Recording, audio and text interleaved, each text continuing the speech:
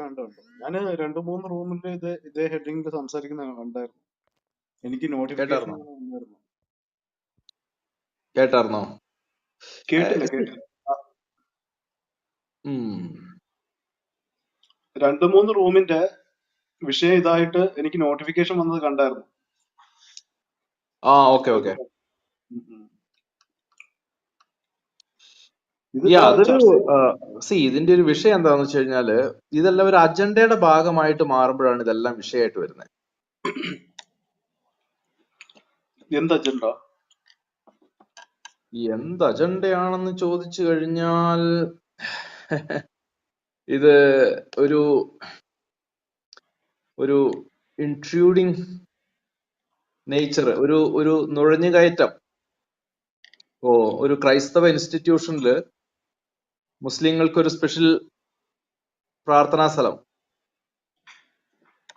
ഇതൊക്കെ ഒരു നുഴഞ്ഞുകയറ്റത്തിന്റെ ഭാഗം ബ്രദറെ. എന്ത് നുഴഞ്ഞേറ്റം? എനിക്കത് മനസ്സിലാവുന്നില്ല ബ്രദർ.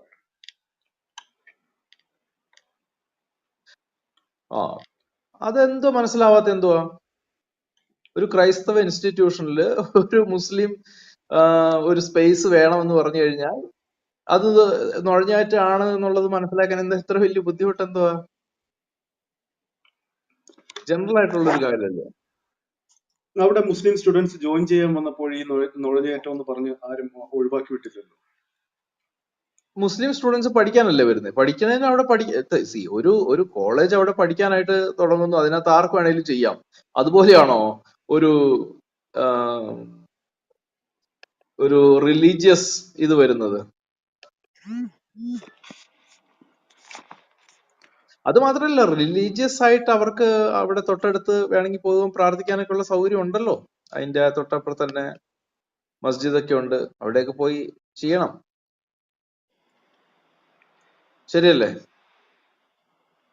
ഇപ്പോ അത് കോമൺ ആയിട്ട് വരുന്നുണ്ട്.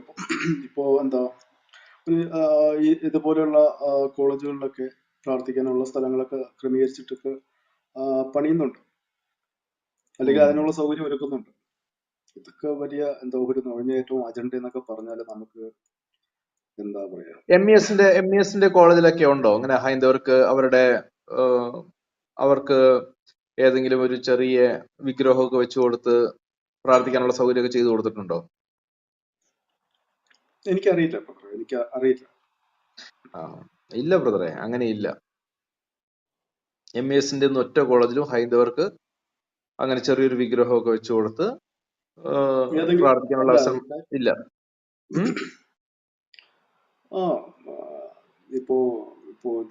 ഇതിലിപ്പോ മുസ്ലിങ്ങൾ എന്ത് കൊണ്ടുവയ്ക്കാനാണ് അവിടെ? അല്ല, നിങ്ങൾ കൊണ്ടുവയ്ക്കുന്ന അത് മുസ്ലിങ്ങളുടെ പ്രാർത്ഥനാ രീതി, ഹൈന്ദവരുടെ പ്രാർത്ഥനാ രീതി അത് വെച്ചുകൊണ്ടാണ്. അപ്പോ നിങ്ങളുടെ രീതിയിൽ പ്രാർത്ഥിക്കാൻ ആഗ്രഹിക്കുമ്പോൾ അവർ അവരുടെ രീതിയിൽ പ്രാർത്ഥിക്കാൻ ആഗ്രഹിക്കും. അല്ല, അത് ഇതിപ്പോ നിങ്ങളിപ്പോ അവിടെ അങ്ങനെ ഒരു നിയമം കൊണ്ടുവരാതിരിക്കാൻ വേണ്ടിയിട്ട് ഒരു ന്യായം പറയുന്നതല്ലാതെ നമുക്കറിയാലോ, കോളേജിലല്ല പുറത്തായാലും സാധാരണ മുസ്ലിങ്ങൾ സമയാസമയം നമസ്കരിക്കുന്നവരാണ്. അതിന് പ്രത്യേക വിഗ്രഹങ്ങളോ മറ്റു കാര്യങ്ങളോ ഒന്നും വേണ്ട.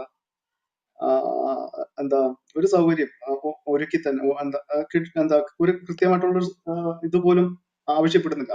നമസ്കാര സമയത്ത് നമ്മൾ പ്രാർത്ഥന മാക്സിമം നമ്മുടെ തൃപ്തിക്ക് വേണ്ടിയിട്ട് ചെയ്യുക. ആ രീതിക്കാണ് മുസ്ലിങ്ങൾ പോകുന്നത്. അല്ലാണ്ട് അതിലൊരു അജണ്ട ഇല്ല. അത് കാലാകാലങ്ങളായിട്ട് നടന്നു വരുന്നതാണ്. അപ്പൊ അതിനെ വിമർശിക്കേണ്ട കാര്യമില്ല. ഇതിപ്പോ മുസ്ലിങ്ങൾ അങ്ങനെ ചെയ്യുന്നതെന്ന് നിലവിളിക്കുന്നതിനേക്കാളും അവർക്ക് അങ്ങനെയുള്ള സൗകര്യം വേണമെങ്കിൽ അവരും അതിനു വേണ്ടിയിട്ട് ശ്രമിക്കുക. അല്ലാണ്ട് മറ്റുള്ളവർ ചെയ്യുന്നതുകൊണ്ട് ഞാൻ ചെയ്യുന്നു, അല്ലെങ്കിൽ എനിക്ക് സൗകര്യം വേണം എന്ന് വാദിക്കുന്നതിൽ എന്തർത്ഥമാണുള്ളത്? ഇതൊക്കെയാണ്. ഇതിപ്പോ ഞാൻ പറയുന്നില്ല, ഇതൊക്കെ കോമഡി. അല്ല, കോമഡി ആയിട്ടാണ് എനിക്ക് തോന്നുന്നത്. കോമഡി അല്ല ബ്രദർ, ഇതൊക്കെ അജണ്ട ഉണ്ടെന്നേ. അത് നഹാസ് ബ്രദർ സമ്മതിക്കാത്തതാ. ബ്രദറെ, ഈവൻ നമ്മുടെ അവിടെ ഒരു ക്രിസ്ത്യൻ മിഷണറിമാർ നടത്തുന്ന ഒരു കോളേജ് ഉണ്ട്, ഹോസ്പിറ്റലുണ്ട്. Mission hospital. ഒന്നല്ല, നിങ്ങൾക്ക് ഗൂഗിളിൽ സെർച്ച് ചെയ്താൽ തന്നെ കിട്ടും. നമ്മുടെ ഏരിയ ഒന്ന് സെർച്ച് ചെയ്താൽ കിട്ടും. അവരുടെ 2-3 മിഷൻ ഹോസ്പിറ്റലുകളുണ്ട്. ഉം. ഇവര് രാവിലെ വന്നിട്ട് പ്രാർത്ഥനയ്ക്ക് ക്ഷണിക്കും. എന്താ ബൈസ്റ്റാൻഡേഴ്സിനാ. ഉം. അവര് ഉച്ചത്തിൽ തന്നെ പ്രാർത്ഥിക്കുകയും ചെയ്യും. ഉം. അവിടെ ഏത് ഹോസ്പിറ്റലാ? ക്രിസ്ത്യൻ മിഷണറിമാരുടെ ഹോസ്പിറ്റലുകളുണ്ട്. നിങ്ങൾക്ക് ജസ്റ്റ് എന്റെ ഏരിയ അറിയാലോ, വർക്കല. ഉം. അവിടെ SN മിഷൻ ഉണ്ട്, ഇതുപോലെ ഉം. ക്രിസ്ത്യൻ മിഷണറീസിന്റെ ഉണ്ട്, സെന്റ് പോൾസാ എന്തൊക്കെ ഒരു പേരുകളുണ്ട്. അപ്പൊ അവിടേക്ക് Yeah. അഡ്മിറ്റ് ആയവർക്ക് എന്താ, അവർക്ക് അതൊക്കെ എന്താ ഒരു പ്രാർത്ഥനയല്ലേ, ആ രീതിക്ക് എടുക്കുകയുള്ളൂ. അല്ലാണ്ട് ഇപ്പൊ രാവിലെ ചിലപ്പോ രാത്രി മുഴുവൻ വേദനിച്ച് കിടക്കുന്ന രോഗികളായിരിക്കും ഈ പ്രാർത്ഥന കേട്ടിട്ട് ഉറക്കം പോകുന്നത്. അങ്ങനെ ഒരു പരാതിയൊന്നും അവിടെ വന്നിട്ടില്ല. അത് മാത്രമല്ല, സ്റ്റാൻഡേഴ്സിനെ വിളിച്ചിട്ട് അവരുടെ കൂടെ നിർത്താനൊക്കെ നോക്കും. എന്താണ് നിങ്ങളുടെ ലഘുലേഖകൾ അതിനെന്താ പരന്നു കുഴപ്പമെന്താ? അതിനെന്താ കുഴപ്പമെന്താ? അതിന് കുഴപ്പമില്ല, ഇതിനും കുഴപ്പമില്ല എന്നാ പറയുന്നത്. അതാ ഞാൻ ചോദിച്ചേ. ഇതാണ് ഞാൻ അതൊക്കെ ചോദിച്ചേ. ഒരു അജണ്ടയുടെ MBS അജണ്ടയുടെ ഭാഗമാണ്, ഒരു എന്താണ് നുഴഞ്ഞു കയറ്റമാണ് എന്നൊക്കെ പറയാൻ പറ്റുമോ? അല്ല, അല്ലെങ്കിൽ അതുകൊണ്ടാണ് അതില് മറ്റൊരു ബ്രദറെ, അർത്ഥം നമുക്ക് കൽപ്പിച്ചാലാണെങ്കിൽ ഈ ഹോസ്പിറ്റലുകളൊക്കെ ബഹിഷ്കരിച്ചിട്ട് എന്നേ ആഹ്വാനം നടത്തേണ്ട കാലം ബ്രദറെ, കഴിഞ്ഞിട്ടുണ്ട്. അവിടെ ഒന്നും ആരും ഒരു നിർബന്ധപൂർവമായിട്ട് ഒന്നും ചെയ്യുന്നില്ല. ഇവിടെ ഇവർക്ക് നിർബന്ധിച്ചൊരു സ്ഥലം വേണം. പറഞ്ഞ മനസ്സിലാവുന്നുണ്ട്. അതും ഒരു ക്രിസ്ത്യൻ ഇൻസ്റ്റിറ്റ്യൂഷൻ. അതുകൊണ്ടാണ് ഞാൻ ചോദിച്ചത്, MBS നിങ്ങൾ ആ സൗകര്യം ചെയ്തു കൊടുക്കുമെന്ന് ചോദിച്ചതാണ്. കൊടുക്കുമെന്ന് പറഞ്ഞാൽ ഓക്കെ, സമ്മതിച്ചു. ബ്രദറെ, ഇതിപ്പോ നിങ്ങൾക്ക് ഇപ്പോ നഷ്ടപ്പെടലുകളില്ല. ഓരോരുത്തരുടെ എന്താണ് ദിനചര്യക്ക് വേണ്ടിയിട്ട്, അല്ലെങ്കിൽ ദിനചര്യ മുടങ്ങാതിരിക്കാൻ വേണ്ടിയിട്ടുള്ള എന്താ ഓരോരോ അപേക്ഷയായിരിക്കും അത്. നിങ്ങൾ ഈ തരത്തിലൊക്കെ അജണ്ടയായിട്ടും നുഴഞ്ഞുകയറ്റമായിട്ടൊക്കെ കാണുന്നത്. അതാണ് പ്രശ്നം വരുന്നത്. ഇത് നോർമലി എടുത്ത പ്രശ്നം തീർന്നു. അവരുടെ ഇപ്പോ എന്താ മുസ്ലിങ്ങളുടെ പ്രാർത്ഥനാ രീതി അങ്ങനെയാണ്. അവിടെ ഇപ്പോ ഒരു നഷ്ടം വരുന്നില്ല. നിങ്ങൾ ഈ പറയുന്നത് പോലെ ഒരു വിഗ്രഹം കൊണ്ട് വെച്ചിട്ട് അവിടെ അതിനു വേണ്ടിയിട്ട് സൗകര്യം ഒരുക്കേണ്ട കാര്യമൊന്നും ഇല്ല എന്നാ പറഞ്ഞത്. അല്ല, അത് മുസ്ലിങ്ങളുടെ കാര്യമല്ല ഞാൻ ചോദിച്ചത്. ഞാൻ ചോദിച്ച ഹൈന്ദവർക്ക് അങ്ങനെ MESന്റെ കോളേജിൽ ഒരു ചെറിയ വിഗ്രഹമൊക്കെ വെച്ചു കൊടുത്ത് നിങ്ങൾ പ്രാർത്ഥനാ സൗകര്യം ഒരുക്കി കൊടുക്കുവോ? അതാണ് ചോദിച്ചത്. കൊടുക്കുമെങ്കിൽ കൊടുക്കും, ഇല്ലെങ്കിൽ അതാണ് ഇല്ല. ഞാൻ പറഞ്ഞത്. ഇങ്ങനെയുള്ള വിഷയങ്ങൾ വരുമ്പോൾ മാത്രം ഇങ്ങനെയുള്ള ആവശ്യങ്ങളെ വരുന്നത്. അതെന്ത് ലോജിക്കാന്നാ ഞാൻ ചോദിക്കുന്നത്. അതുവരെ അവർക്ക് പ്രാർത്ഥിക്കണ്ടായിരുന്നോ? അങ്ങനെ ഒരു ആവശ്യം ഉന്നയിക്കണ്ടായിരുന്നോ? അവിടെ ആരെങ്കിലും പഠിക്കുന്നുണ്ടെങ്കിൽ. അതാ ഞാൻ ചോദിച്ചത്. ഇത്രയും വർഷങ്ങൾ, ഏകദേശം ഇതൊക്കെ 10-75. വരട്ടിന്യായം എന്ന് പറയും ബ്രദറെ, അല്ല, വരട്ടിന്യായം എന്ന് കേക്ക്. പറയും. അല്ലല്ലല്ല, ഈ അജണ്ടയുടെ ഭാഗം എന്ന് പറഞ്ഞു കഴിഞ്ഞാൽ ഈ 10-75 വർഷം കൊണ്ട് ഇവിടെ മുസ്ലിങ്ങൾ പഠിച്ചില്ലേ? അവര് മുസ്ലിങ്ങൾ അല്ലായിരുന്നോ? അതോ ഇപ്പോഴാണോ, ആദ്യമായിട്ടാണോ മുസ്ലിംസ് ഇവിടെ അഡ്മിഷൻ എടുത്തത്?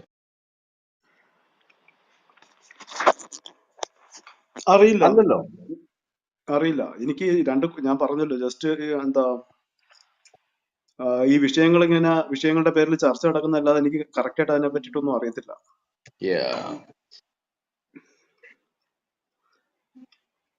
That's okay. നമുക്കിപ്പോ അല്ല, ഒത്തിരി റൂമിൽ അത് സംസാരിക്കുന്നുണ്ട്, നമുക്ക് ആ വിഷയം വിടാം. പക്ഷെ ഇതൊക്കെ ഒരു അജണ്ടയുടെ ഭാഗമാണെന്ന് നമുക്ക് എങ്ങനെ മനസ്സിലാകുന്നതെന്ന് ചോദിച്ചു കഴിഞ്ഞാല്, അജണ്ട എന്നൊന്നും പറയല്ല ബ്രദറെ.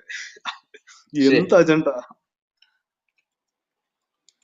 നിങ്ങൾ പരസ്യമായിട്ട് ബഹിഷ്കരണ ആഹ്വാനം നടത്തിയിട്ടുണ്ട്, ലഘുലേഖകൾ വിതരണം ചെയ്തിട്ടുണ്ട് ഇസ്ലാമിനെതിരെ.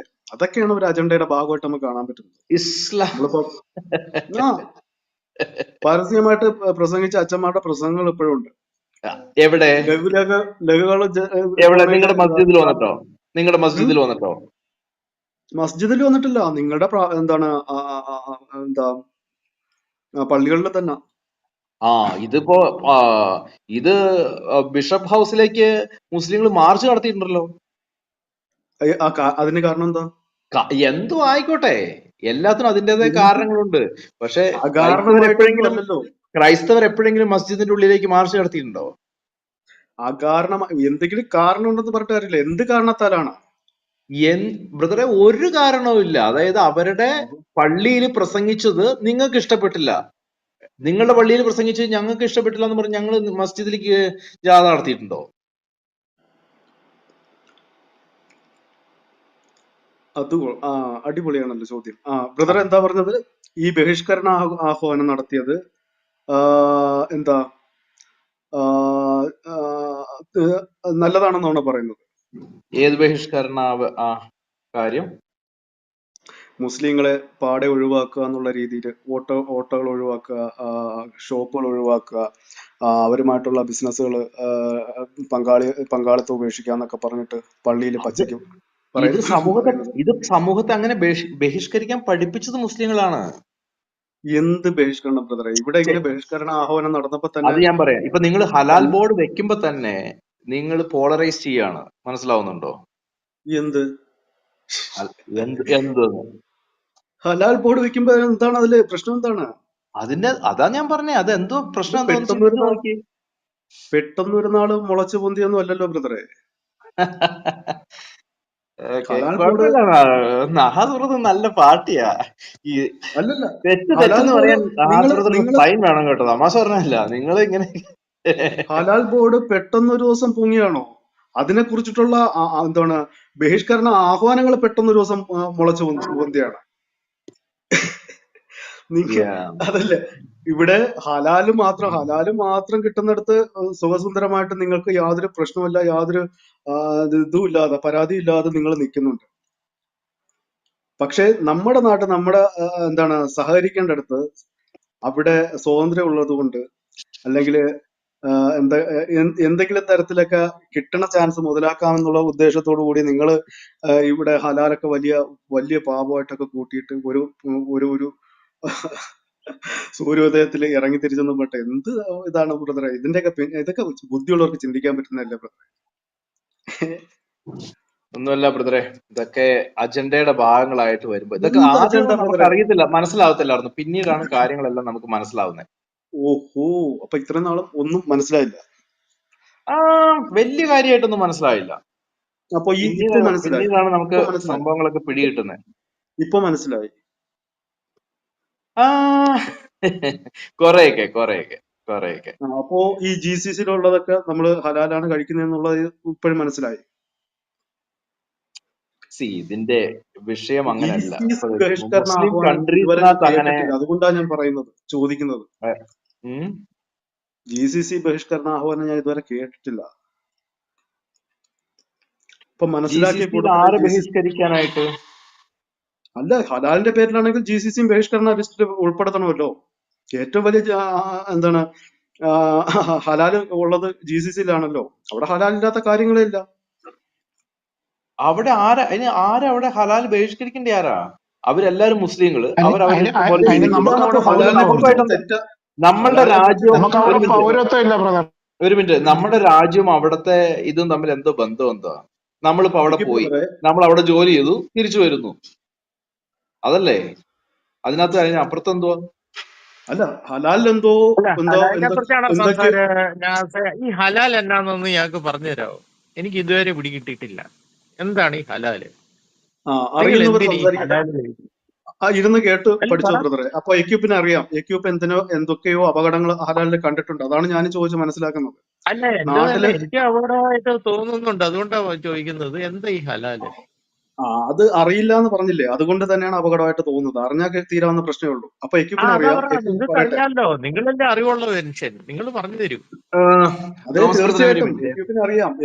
അതിന്റെ അപകട വശങ്ങൾ പറഞ്ഞു തരും. അത് ഒരു ഇത് ഇപ്പൊ ഒരു അജണ്ടയുടെ ഒരു ഇത് കണ്ടോ? നിങ്ങളുടെ ഒരു ഉസ്താദ് പ്രസംഗിക്കുന്ന കേട്ടോ.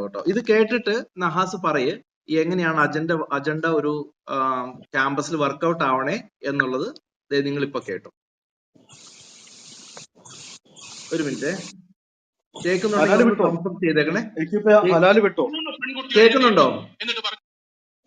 കോഴിക്കോട് ജില്ലയിൽ പെൺകുട്ടികൾക്ക് വേണ്ടി നമസ്കാരവുമായി ബന്ധപ്പെട്ട് ക്ലാസ് എടുത്തു കഴിഞ്ഞ് 3 പെൺകുട്ടികൾ എഴുന്നേറ്റുന്നു. എന്നിട്ട് പറഞ്ഞു, സാർ, ഞങ്ങൾ ഇന്ന് പഠിച്ചുകൊണ്ടിരിക്കുന്ന ഞങ്ങൾ 3 പേര് ഒരു കലാലയത്തിലാണ് പഠിച്ചുകൊണ്ടിരിക്കുന്നത്. ആ 3 പേരും പഠിക്കുന്ന ഞങ്ങളുടെ കലാലയത്തിൽ നിസ്കരിക്കാൻ സൗകര്യമില്ല. അതുകൊണ്ട് തന്നെ ളുഹറും അസറും ഞങ്ങൾ നിസ്കരിക്കല്ല. വീട്ടിൽ വന്നിട്ട് പിന്നെ ഞങ്ങൾ മഗ്‌രിബ് ഇശാക്ക് നിസ്കരിക്കും.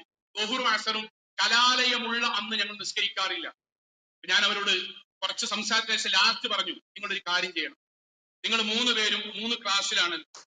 നിങ്ങൾ നാളെ ളുഹറിന് ശേഷം ഭക്ഷണം കഴിച്ച് എല്ലാവരും സ്വാഭാവികമായി ഉച്ചക്ക് ഇങ്ങനെ നാട്ടുവർത്തമാനങ്ങളോ ഗ്രൗണ്ടിൽ കൂടെയൊക്കെ നടക്കുമ്പോൾ നിങ്ങൾ ഒന്നുണ്ടാക്കുക, വീട്ടിൽ നിന്ന് ചെറിയൊരു ഷാൾ കൊണ്ടുവരിക. 3 പേരും അവനവന്റെ ക്ലാസ്സിൽ നിന്ന് ശാന്തമായി സമാധാനപരമായി ആരും വിളിക്കാതെ ഒന്നും പറയാതെ ഏറ്റവും ക്ലാസിന്റെ ബാക്കിൽ കിബിലക്ക് നേരെയായിട്ട് നിസ്കരിക്കുക. 2-3 ദിവസം കഴിഞ്ഞാൽ പറ്റുമെങ്കിൽ നിങ്ങൾ 3 പേരും ഒന്നിച്ച് ജമാഅത്തായി നിസ്കരിക്കാം, ബാക്കി അള്ളാഹു നോക്കും. സോളെ ആ 3 കുട്ടികൾ ഇൻഷാ അള്ളാഹ് എന്ന് പറഞ്ഞു പോന്നു. അവർ കലാലയത്തിലേക്ക് എത്തി. പിറ്റേ ദിവസം നമ്മൾ ക്ലാസ്സിൽ പറഞ്ഞ പോലെ അവർ ചെയ്തു. 2-ാമത്തെ 3-ാമത്തെ ദിവസമായപ്പോഴേക്കും അവർ ഒന്നിച്ച് നിസ്കരിക്കാൻ തുടങ്ങി. ആ ഒന്നിച്ച് നിസ്കാരം തുടങ്ങിയതോടുകൂടി ക്ലാസ്സിലുള്ള വ്യത്യസ്തങ്ങളായ കുട്ടികൾ വീട്ടിൽ നിന്ന് ഷാള് കൊണ്ടുവരാൻ തുടങ്ങി. അവർ നിസ്കാരം തുടങ്ങി. ക്ലാസിന്റെ പകുതി നിസ്കാരമായി. ഒരു ക്ലാസിന്റെ 3/4 ഭാഗവും ബെഞ്ചും ഡെസ്കും മാറ്റുന്നത് ഉഹറിന്റെ സമയത്ത് നിസ്കാരമായി.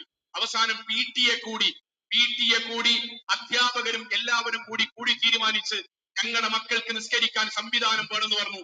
ഇന്ന് ആ കലാലയത്തിൽ 150 പെൺകുട്ടികൾക്ക് നിസ്കരിക്കാനുള്ള പള്ളി കയറ്റി. 3 പെൺകുട്ടികൾ അള്ളാഹുവിന്റെ കൂടെ. ഞങ്ങൾ ആരും ഈ കലാലയത്തിൽ ആരും ഒപ്പല്ലെങ്കിലും ഞങ്ങൾ 3 പേരും ദീനിന്റെ മാർഗത്തിൽ നിൽക്കുന്നു പ്രഖ്യാപിച്ചപ്പം അള്ളാഹ് കൊടുത്ത സമ്മാനാണ്. ആ സമ്മാനത്തിന് നേതൃത്വം നൽകേണ്ടവർ ആ ഹൈസക്കിൽ വന്ന കുട്ടികള്. നിങ്ങൾ അതിന്റെ മാതൃകയുള്ള ആൾക്കാരാണ്. മനസ്സിലാകുന്നുണ്ടോ? അതായത് ഇതിന്റെ പുറകിലുള്ള അജണ്ടയൊന്നും നിങ്ങൾക്ക് മനസ്സിലാകത്തില്ല, പക്ഷെ ഇപ്പോ സമൂഹത്തിന് മനസ്സിലായി തുടങ്ങി ബ്രദറെ. വെറും 3 പിള്ളേരോട് ആദ്യം പറഞ്ഞു, നിങ്ങൾ ഇപ്പൊ ഒരുമിച്ച് നിസ്കരിക്കണ്ട, 3 പേരും അവരവരുടെ ക്ലാസ് റൂമിൽ നിസ്കരിക്കുക. അത് കഴിഞ്ഞ് നിങ്ങൾ 3 പേരും കൂടെ ഒരുമിച്ച് നിസ്കരിക്കുക. പിന്നെ അങ്ങനെ അത് കൂടി ക്ലാസ് റൂമിലെ ബെഞ്ചൊക്കെ ഒരു സൈഡിലേക്ക് മാറ്റിയിട്ട് നിസ്കാരം തുടങ്ങി. 150 പേരായി. പാരന്റ്സ് എല്ലാവരും കൂടെ PTA മീറ്റിംഗ് നടത്തി ആ കലാലയത്തിലൊരു മസ്ജിദ് പണിത് കൊടുക്കാനുള്ള ഏർപ്പാട് ചെയ്തു. പറഞ്ഞ മനസ്സിലാവുന്നുണ്ടോ? അപ്പോഴേ നമ്മൾ പറയാണ് ഇതിനകത്ത് അജണ്ടയൊന്നും ഇല്ല എന്ന് പറഞ്ഞു കഴിഞ്ഞാൽ അരിയാഹാരം കേരളത്തിൽ അരിയാഹാരം കഴിക്കുന്നവരോട് ഇനി പറഞ്ഞിട്ട് കാര്യമില്ല ബ്രദറെ. ബ്രദർ ഇത് എവിടെയാണ് നടന്നത്? കോഴിക്കോട്. ഏത് കോളേജിലാ? ഇപ്പൊ മസ്ജിദ് ഉള്ള കോളേജ് ഏതാ? അറിയത്തില്ല. ഇത് നിങ്ങളുടെ ഒരു ഉസ്താദ് പ്രസംഗിക്കുന്ന, അത് ഇനി അതിന്റെ കൂടുതൽ ഡീറ്റെയിൽ ഒക്കെ എടുക്കണം. അല്ല, എനിക്കിപ്പോ ചിലപ്പോ അയാളൊരു വിഡ്ഢിത്തരം പറഞ്ഞതായിരിക്കും. ഇത് നിങ്ങൾ പറയുന്ന മൊത്തം വിഡ്ഢിത്തരാണല്ലോ, അതുകൊണ്ട് ഒരു വിഡ്ഢിത്തരം പറഞ്ഞതായിരിക്കും, ഒരു പൊങ്ങച്ചം എനിക്കറിയത്തില്ല. ഇപ്പൊ സോഷ്യൽ മീഡിയയിലുള്ള ഒരു ഓഡിയോ പ്ലേ അല്ല ചെയ്തു. ബ്രദറെ, ഇത്രയും നമ്മൾ കൂട്ടിയാൽ മതി. അയാൾ ഒരു പൊങ്ങച്ചം പറഞ്ഞതായിരിക്കും. ഇതൊന്നും നടക്കാൻ പോകുന്ന കാര്യമൊന്നും അല്ലെന്നുള്ളത് ഈ കഴിഞ്ഞ ദിവസം ഇന്നിപ്പോ വേറൊരു സംഭവം നടന്നിട്ടുണ്ട്. അത് അറിയാം ബ്രദറെ. ക്ഷമ പറഞ്ഞാണോ? നിർമ്മല കോളേജിന്റെ ചുറ്റോടത്തുള്ള മൂവാറ്റുപുഴയല്ലേ അവിടെയുള്ള ഈ തൊട്ടടുത്തുള്ള മസ്ജിദില്ലേ, അവിടുത്തെ അവരെല്ലാരും കൂടെ ചെന്നിട്ട് ക്ഷമ പറഞ്ഞു. പൊട്ടത്തരാന്ന് അവർക്ക് തന്നെ അറിയാം. ഇതൊന്നും നടക്കാൻ പോവാത്ത കാര്യമാണ്. അല്ല, എന്നാലും ഇതിന്റെ വിഷയം എന്താന്ന് വെച്ച് കഴിഞ്ഞാല്, ഈ മുസ്ലിം സമുദായം അവരുടെ പള്ളികളിൽ നിന്നൊക്കെ ഈ സ്ത്രീകളെ ഒഴിവാക്കി നിർത്തും. ഇനി അഥവാ അവസരം കൊടുത്തു കഴിഞ്ഞാൽ മറയിട്ട് അവസരം കൊടുക്കും. ഇതൊക്കെയാ. അപ്പൊ മുസ്ലിം പെൺകുട്ടികൾ അവരുടെ മസ്ജിദുകളിൽ അവർക്ക് പ്രവേശനമില്ല. ചിലയിടത്തൊക്കെ ഉണ്ട്, എന്നാലും ചിലയിടത്തില്ല. ബ്രദറെ, നമ്മുടെ സ്ഥിരം റൂമിൽ ഞാൻ മുമ്പേ ഒരു ചോദ്യം ചോദിച്ചു. കാര്യം എന്നാന്ന് വെച്ചാൽ ഈ നിർമ്മല കോളേജിന്റെ അതുവഴി ഞാൻ അങ്ങോട്ടും ഇങ്ങോട്ടും ഈ കുറച്ച് നാളായിട്ട് എനിക്കിപ്പം യാത്രയില്ലത്. ഈ നിർമ്മല കോളേജിന്റെ അവിടുന്ന് അവരുടെ ഒരു ആർച്ചുണ്ട്. ആർച്ചിന്റെ അവിടുന്ന് എനിക്ക് തോന്നുന്നു ഒരു 10-15 മീറ്ററേ ഉള്ളൂ അടുത്തൊരു മസ്ജിദിൽ. 50 മീറ്റർ. അപ്പൊ അവിടെ ഒരു പെൺകുട്ടികളെ, എന്റെ ചോദ്യം ഇതായിരുന്നു, അവിടെ ഒരു പെൺകുട്ടിയെ നിസ്കരിക്കാൻ സമ്മതിക്കാത്തടുത്ത് നമ്മൾ നമ്മുടെ കോളേജിൽ എന്തിനു സമ്മതിക്കണം? അത് അജണ്ടയുണ്ട് ബ്രദറെ. അത് ഇന്ന് 1, 2, 3, 4 തുടങ്ങും. അതിനൊരു ഉത്തരം പറയട്ടെ. അതിന് ഇവരുടെ മസ്ജിദിൽ സ്ത്രീകൾക്ക് പ്രവേശനമില്ല. ഇനി അവിടെ ഉണ്ടോന്ന് എനിക്കറിയത്തില്ല. അവിടെ ഉണ്ടാവുമായിരിക്കും, എനിക്കറിയത്തില്ല. പൊതുവെ അങ്ങനെ ഇല്ല. അല്ലെങ്കിൽ പിന്നെ മറ കെട്ടി സെപ്പറേറ്റ് സൗകര്യമൊക്കെ ഉണ്ടാക്കണം. അത് എന്തുകൊണ്ടാണെന്ന് എനിക്കറിയത്തില്ല. മുസ്ലിം സ്ത്രീകൾക്ക് മുസ്ലിം പുരുഷന്മാരെ വിശ്വാസം ഇല്ലാത്തതുകൊണ്ടാണോ, മുസ്ലിം പുരുഷന്മാർക്ക് മുസ്ലിം സ്ത്രീകളെ വിശ്വാസം ഇല്ലാത്തതുകൊണ്ടാണോ, അതോ ഇവരുടെ പ്രാർത്ഥന മുറിയും എന്നുള്ളത് കൊണ്ടാണോ, എന്തുവാ നമുക്കറിയത്തില്ല. ഇതെന്ന് പറഞ്ഞു കഴിഞ്ഞാൽ വെല്ലോന്റെയും ഇൻസ്റ്റിറ്റ്യൂഷൻ അല്ലേ. അപ്പൊ അതുകൊണ്ട് പിന്നെ ചിലപ്പോ അല്ലെങ്കിൽ സ്ത്രീകൾ ചിന്തിച്ചു കാണുമായിരിക്കും, നമുക്ക് നമ്മുടെയോ മസ്ജിദിൽ ഇവര് നമ്മളെ കയറ്റുന്നില്ല, എന്നാ ഇവിടെയെങ്കിലും ഒന്ന് ട്രൈ ചെയ്ത് നോക്കാം. അവരൊരു ഫ്രീഡം ആഗ്രഹിക്കുന്നുണ്ടാകുമായിരിക്കും. നമ്മുടെ മസ്ജിദിൽ പോയി നമസ്കരിക്കാൻ പറ്റത്തില്ലെങ്കിൽ അന്ന് ഇവിടെ ഒന്ന് നോക്കി കളയാം. ചിലപ്പോ അതായിരിക്കും കാരണം, നമുക്കറിയത്തില്ല. എനിവേ, അവിടെ മഹലുകാർ ബ്രദറെ, വന്ന് അതിനകത്ത് ഏറ്റവും വലിയ തമാശ വന്ന സംഭവം എന്നാന്നറിയോ? ഇവര് റെസ്റ്റ് റൂമാണ്, അതിന്റെ അപ്പുറം എന്തോ യൂറിനിലൊക്കെ ഉണ്ട്. ഇത് പറഞ്ഞതാണ് കേട്ടോ, ഇതിനകത്ത് വന്നതാണ്. അത് കറക്റ്റ് ആണോ എന്ന് എനിക്ക് അറിയത്തില്ല. ഈ യൂറിനിലോട്ട് നോക്കിയിട്ട് എന്ന് പറഞ്ഞ ഈ കിബിലയ്ക്ക് നേരെ നോക്കിയല്ലേ ഇവര് നിസ്കരിക്കുന്നത്. പറഞ്ഞു കേട്ടോ, Yeah, yeah. അത്രയും അല്ല അതൊക്കെ പിന്നെ നിസ്കരിക്കാനേ സർക്കാസ്റ്റിക് വയ്യ. ആയിട്ട്, അല്ല അത് സർക്കാസ്റ്റിക് ആയിട്ട് പറഞ്ഞായിരിക്കും, അത് കുഴപ്പമില്ല. പക്ഷെ ഈ ഉസ്താദ് പറഞ്ഞത് കറക്റ്റ് ആണ്. നിങ്ങൾ ഓരോരുത്തർ അവരവരുടെ റൂമിൽ, അവരവരുടെ ക്ലാസ് റൂമിൽ കിബിലയ്ക്ക് നേരെ തിരിഞ്ഞ് നിസ്കരിക്കുക. അടുത്ത ദിവസം അല്ലെങ്കിൽ 2-3 ദിവസം കഴിഞ്ഞ് നിങ്ങൾ 3 പേരും കൂടെ ഒരുമിച്ച് നമസ്കരിക്കുക. പിന്നെ ബാക്കി അള്ളാഹ് നോക്കിക്കോളും. അള്ളാഹ് നോക്കി അവസാനം കുറെ കഴിഞ്ഞപ്പോഴത്തേക്കും ആ കലാലയത്തില് ഒരു പള്ളി ഉണ്ടാക്കി കൊടുത്തു എന്നാണ് പറയണത്. സോ അജണ്ടകളാണ് പ്രശ്നം നമ്മുടെ. അത് ഇവിടെ മാത്രമല്ല കേട്ടോ, ഇവിടെ മാത്രമൊന്നുമല്ല, എല്ലായിടത്തും യൂറോപ്യൻ കൺട്രീസിൽ എന്തോ, സൗദി അറേബ്യ ഒരൊറ്റ റെഫ്യൂജീസിനെ എടുത്തില്ല, മുസ്ലിം കൺട്രീസിൽ നിന്ന് പോകുന്ന റെഫ്യൂജീസിനെ എടുത്തില്ല. അവര് പോകുന്നത് യൂറോപ്യൻ കൺട്രീസിലിട്ട്. എന്നിട്ട് ജർമ്മനിക്ക് ഓഫർ കൊടുത്തേക്കാണ് 200 മോസ്ക് പണിത് കൊടുക്കാനുള്ള ഓഫർ. ഇത് ഇപ്പോഴല്ല കേട്ടോ, കുറച്ച് വർഷമായി, 5-6 വർഷം മുമ്പത്തെ കാര്യമാണ് പറയുന്നത്. എനിവേ ആ വിഷയം വിട്, സാരില്ല. അത് ഇഷ്ടം പോലെ റൂമിൽ സംസാരിക്കുന്നുണ്ട്. ഞാനിപ്പോ അതിനകത്തോട്ട് പോകുന്നൊന്നുമില്ല. ജർമ്മനി വെച്ച് പറഞ്ഞപ്പോഴത്തേക്ക് അപ്പൊ ബ്ലൂ മോസ്ക് ഒക്കെ നമ്മൾ എന്ത് ചെയ്യും? ഇന്നലെ ബ്ലൂ മോസ്കും 56 മോസ്കുകളും അവരുടെ ഇൻസ്റ്റിറ്റ്യൂഷൻസും ഒക്കെ അവിടെ നിന്ന് ചവിട്ടി ഇറക്കി ഓടിക്കുന്നുണ്ടല്ലോ ബ്ലൂ മോസ്ക് ജർമ്മനിയിൽ. ലോക്ക് ചെയ്തെന്ന് തോന്നുന്നു അല്ലേ?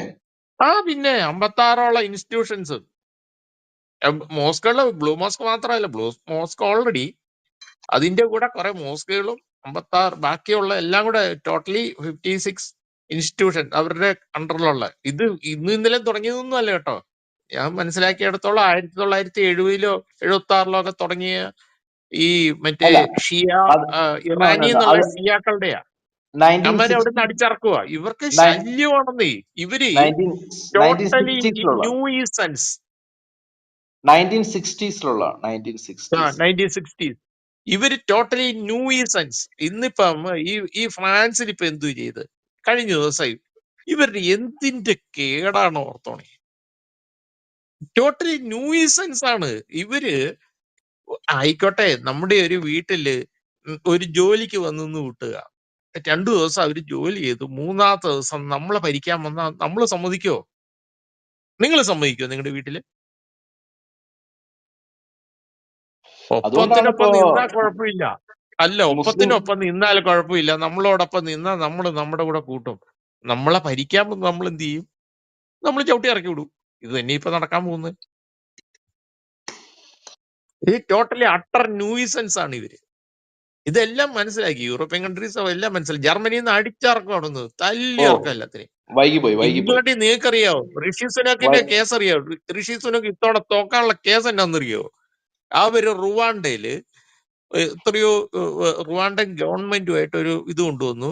അവിടുന്ന് മറ്റേ ഇവിടോട്ട് വന്ന ബ്രിട്ടനിലോട്ട് വന്ന എല്ലാരും എത്രയോ കോടി മില്യൺസ് ഓഫ് ഇത് കൊടുത്തിട്ട് ഇവരെ അങ്ങോട്ട് കൊണ്ടുപോകും.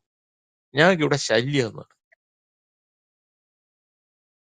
അല്ല അതൊക്കെ ടു ലേറ്റ് ഇത് ആയി. നിങ്ങൾ ലേറ്റ് ആ? ആയി ലേറ്റ് അല്ല, ആയി. ഇത് ന്യൂസിലുള്ളതാണ്. നമ്മൾ ഇതൊന്നും നുണയല്ല ഇത് ഈ പറയുന്നൊന്നും. ഇതൊക്കെ ന്യൂസാണ്. എന്നിട്ട് ഇവര് മനസ്സിലാക്കുന്നില്ല. കാരണം ഞാൻ പറയുന്ന ആ മൂവാറ്റുപുഴ പരിസരത്തുള്ള ഇമാമുകൾ ഇപ്പൊ മനസ്സിലാക്കി അവർക്ക് ബോധം വെച്ചു. അല്ല അവര് സപ്പോർട്ട് ചെയ്ത് നിന്ന് ഇരിക്കൂ. അവര് പറഞ്ഞ എന്നാന്നറിയോ? അവര് പിള്ളേരാണ്, അവർക്ക് അറിവില്ലായ്മ കൊണ്ട് നല്ല കാര്യമെന്നേ ഞാൻ പറയൂ. നമ്മൾ ആ സംസാരം അവിടെ വെച്ച് നിർത്ത്. അവര് ഒരാള് തെറ്റ് ചെയ്തെങ്കിൽ അത് തിരുത്താൻ തയ്യാറായെങ്കിൽ നമ്മൾ അവരുടെ കൂടെ കൂടുക വേണ്ടത്. ശരിയല്ലേ? ഓ ഇവരും ആഗ്രഹിക്കുന്നുണ്ടാ ചായ, ഒരു ഹാഗിയ സോഫിയ ഒക്കെ കേരളത്തിലും കിട്ടിയാൽ കൊള്ളാന്ന് ഇവർക്കൊരു മോഹമൊക്കെ ഉണ്ട്. തീർച്ചയായിട്ടും 100%. ഇവിടെ വെടി പൊട്ടിച്ചവരല്ലേ? ആ സോഫി ഏറ്റെടുത്തപ്പോഴത്തേക്ക് ഇവിടെ വെടി പൊട്ടിച്ചവരാണ്.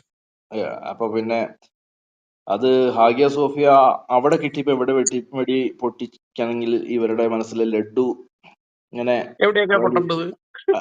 ഉരുട്ടിക്കൊണ്ടിരിക്കുന്നുണ്ട്. എനിവേ നമുക്ക് ആ വിഷയം വിടാം, കുഴപ്പമില്ല. നമുക്കിപ്പോ അതിന് ഷാഫി നമസ്കാരം, എന്തുണ്ട്? ഷാഫി കേൾക്കുന്നോ? ആ കേൾക്കുന്നുണ്ട്. നമസ്കാരം. നമുക്ക് എന്തെങ്കിലും ഒരു ഇസ്ലാമിക വിഷയം സംസാരിച്ചാലോ? എന്തുണ്ട്? ചോദിച്ചോളൂ, അറിയുന്നതാണെങ്കിൽ നമുക്ക് ചർച്ച ചെയ്യാം അറിയുന്ന കാര്യങ്ങൾ. ഓക്കെ, കഴിഞ്ഞ ദിവസം നമ്മൾ സംസാരിച്ചത് പിന്നെ പോയി നോക്കാൻ വല്ല അവസരം കിട്ടിയായിരുന്നോ? ഇല്ല, അത് പ്രത്യേകിച്ച് നോക്കേണ്ട ആവശ്യമില്ല. അതാണ് നമ്മ പറഞ്ഞ കാര്യല്ലേ. ഏതാണ് മറ്റേ ഇതിന്റെ അല്ലേ കുറിച്ചല്ലേ തൗറാത്തിൽ പറഞ്ഞ കാര്യം ഖുർആനിൽ വ്യക്തമായിട്ട് പറയുന്നില്ല എന്നുള്ള കാര്യല്ലേ? വ്യക്തമായിട്ട് പറയുന്നില്ല എന്നുള്ളതല്ല ബ്രദറെ, തെറ്റായി പറയുന്നു എന്നുള്ളത്. ആ ഓക്കെ ഓക്കെ. അല്ല, അത് തെറ്റായി പറയുന്നുള്ളതാണെന്നെങ്കിൽ നമ്മൾ രണ്ട് ബുക്കും കൂടി താരതമ്യം ചെയ്യേണ്ടി വരും. ഏതാണ് ശരി ഏതാണ് തെറ്റെന്നുള്ളതേ. അത് ഞാൻ ബൈബിൾ വായിച്ചിട്ടില്ല, അപ്പൊ ബൈബിളിൽ എന്താണ് എഴുതിയെന്നുള്ളത് എനിക്കറിയത്തില്ലല്ലോ. അതിന്റെ ആധികാരികത എത്രത്തോളം ഉണ്ടെന്ന് എനിക്കറിയത്തില്ല. അപ്പൊ ഖുർആൻ ഖുറാൻ വായിച്ചിട്ടില്ലേ? അല്ല, ഞാൻ ഖുർആൻ ഫോളോ ചെയ്യുന്ന ആളാണ്. അപ്പൊ ഖുർആൻ പറയുന്നതല്ല എനിക്ക് ആധികാരികത. അപ്പൊ ഞാൻ ഖുർആൻ വിശ്വസിക്കുന്ന ഒരാളാണെങ്കിൽ ഞാൻ അത് ഖുർആനിലുള്ളതാണ് ഇക്കുപ്പിനെ സംബന്ധിച്ചിടത്തോളം ബൈബിളിൽ പറയുന്നതാണ് ഇക്കുപ്പിന് ആധികാരികത ഉള്ളത് കൊണ്ട് ഇക്കുപ്പ് അത് പറയുന്നു. അല്ല, പക്ഷെ അതാ ഞാൻ ചോദിച്ചത്. അതല്ല അതാണ് ഞാൻ അതല്ല ചോദിച്ചത്. വിഷയം. ഞാൻ ഷാഫി പറഞ്ഞാലേ ഖുറാൻ വിശ്വസിക്കുന്നില്ലേ? തീർച്ചയായിട്ടും അതുകൊണ്ടാണ് ഞാൻ പറഞ്ഞത് ഖുർആനിൽ ചില കാര്യങ്ങൾ ഇമ്പോർട്ടന്റ് നൽകാത്തത് അത് കാരണം. അതായത് മൂസയുടെ കാലത്തുള്ള ഇമ്പോർട്ടന്റ് മുഹമ്മദ് നബിയുടെ കാലത്ത് കൊടുക്കേണ്ട ആവശ്യമില്ല. അത് മൂസയുടെ കാലത്ത് ഇമ്പോർട്ടന്റ് ആയിട്ട് കൊടുത്തത് കൊണ്ടാണ് പിന്നെ പിൽക്കാലത്ത് മുഹമ്മദ് നബിയുടെ കാലത്ത് ആ കാര്യങ്ങൾക്ക് ഇമ്പോർട്ടന്റ് കൊടുക്കാഞ്ഞത്. നമ്മ അന്ന് ഓക്കെ, start ചെയ്ത അത് കാര്യമല്ലേ. ഓക്കെ ബ്രദറെ, അതിന് ഇമ്പോർട്ടൻസ് ഉണ്ടോ ഇല്ലയോ എന്നുള്ളതൊന്നല്ല, അത് ഞാൻ സമ്മതിച്ചു, അതിന് കുഴപ്പമില്ല. ഈ വിഷയം എന്താണ് ഇപ്പൊ ഈ നിങ്ങൾ നിസ്കാരത്തിന്റെ ആദ്യം പറഞ്ഞതുപോലെ സംഭവം എനിക്കൊന്നും മനസ്സിലായി. വലിയൊരു സ്റ്റോറി നോക്ക്, വലിയൊരു സ്റ്റോറി നമുക്ക് എല്ലാവർക്കും മനസ്സിലാക്കാൻ പറ്റും. ഇപ്പൊ തൗറാത്ത് എന്ന് പറഞ്ഞാലോ അല്ലെങ്കിൽ ഇഞ്ചീൽ എന്ന് പറഞ്ഞാലോ അതൊക്കെ ഖുറാനെ സംബന്ധിച്ച് വലിയൊരു പുസ്തകമാണ്. അത് അതുപോലെ തന്നെ വിസ്തൃതമായിട്ട് എഴുതാൻ പറ്റത്തില്ല. അത് ലഘൂകരിച്ച് എഴുതിയത് എന്ന് വേണമെങ്കിൽ നമുക്ക് പറയാം, കുഴപ്പമൊന്നുമില്ല. പക്ഷെ തെറ്റായി എഴുതി എന്നുള്ളതാണ് നമ്മുടെ വിഷയം. രണ്ട്, ഇതിന്റെ ഒരു വിഷയം, ഞാൻ ഖുറാൻ നിങ്ങൾ വിശ്വസിക്കുന്നുണ്ടോ എന്ന് ചോദിക്കുന്നത്, ഖുറാൻ പറയുന്നത് ഈ മുൻവേദങ്ങള് അത് ശരിയാണെന്ന് പറയുന്നുണ്ട്. അപ്പോ അത് നിങ്ങൾ വിശ്വസിക്കുന്നുണ്ടോ? ഖുറാൻ പറയുന്നത് ആ, മുൻവേദങ്ങൾ ശരിയാണെന്ന് നിങ്ങൾ വിശ്വസിക്കുന്നുണ്ടോ?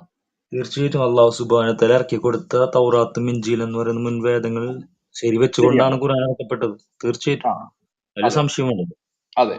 അതുകൊണ്ടാണ് ഞാൻ പറഞ്ഞത് ഈ തൗറാത്തിലും ഇഞ്ചീലിലും പറയുന്ന കാര്യങ്ങളിൽ നിന്ന് തെറ്റായിട്ടാണ് ഖുറാനിൽ പല കാര്യങ്ങൾ പറയുന്നത്. അല്ല, ഖുറാൻ അതായത് എനിക്ക് ഇവിടുത്തെ വിഷയം എന്ന് വെച്ചാല് താങ്കളുടെ കയ്യിലിരിക്കുന്ന ബൈബിൾ വെച്ചിട്ടാണ് താങ്കൾ കമ്പയർ. എന്റെ ഞാൻ കയ്യിൽ ഇവിടെ, പറയുന്ന ഞാൻ എന്റെ കയ്യിലിരിക്കുന്ന ഞാൻ ബൈബിളിനെ പറയുന്നത് കുറിച്ചല്ല പറയുന്നത്, ഞാൻ തൗറാത്തിനെ ഇഞ്ചീലിനെ കുറിച്ചാണ് പറയുന്നത്. തൗറാത്ത് ഇഞ്ചീൽ എവിടെ? ഇന്നത്തെ കാലത്ത് 2024 പ്രോപ്പർ ആയിട്ട് അള്ളാഹു സുബ്ഹാനഹു വ തആല ഇറക്കി കൊടുത്ത തൗറാത്ത് ആരുടെ കയ്യിലാണ് ഉള്ളത്? അതുണ്ടെന്ന് ഒരിക്കലും ഖുർആൻ വ്യക്തമാകുന്നില്ല. തൗറാത്ത് കയ്യിലുണ്ടെന്ന് ഖുർആൻ പറയുന്നില്ല. അത് അള്ളാഹു സുബ്ഹാനഹു വ തആല അന്ന് ദൈവം ഇറക്കി കൊടുത്ത തൗറാത്ത്, അത് മൂസാ നബിക്ക് ഇറക്കി കൊടുത്ത ഏടുകൾ കിതാബ്, അതിനെ കുറിച്ചാണ് ഖുർആൻ കമ്പയർ ചെയ്യുന്നത്. അത് ഇന്ന് നിലവിൽ നമുക്ക് ലഭ്യമല്ല അതിന്റെ പൂർണ്ണ രീതി. അതാണല്ലോ ഖുർആൻ പറഞ്ഞത്. അത് ഒന്നില്ലെങ്കിൽ അതില് എന്താണ് മാനുഷികമായ കൈകടത്തുകൾ സംഭവിച്ചിട്ടുണ്ടെന്ന് പറയാൻ ഖുർആൻ തന്നെ പറയുന്നുണ്ടല്ലോ. അത് അതുകൊണ്ട് നമുക്ക് ഷാഫി ഖുറാൻ വായിച്ചിട്ടുണ്ടോ? ശരിക്കും ഖുറാൻ വായിച്ചിട്ടുണ്ടോ? ഒരുവിധമൊക്കെ വായിച്ചിട്ടുണ്ട്. എങ്ങനെ വെച്ചാല് അതിന്റെ പരിപൂർണ്ണ ഇതാണോ മലയാള അല്ല, പരിഭാഷ ഖുറാൻ മൊത്തമായിട്ട് വായിച്ചിട്ടുണ്ടോ എന്ന് ചോദിക്കുക.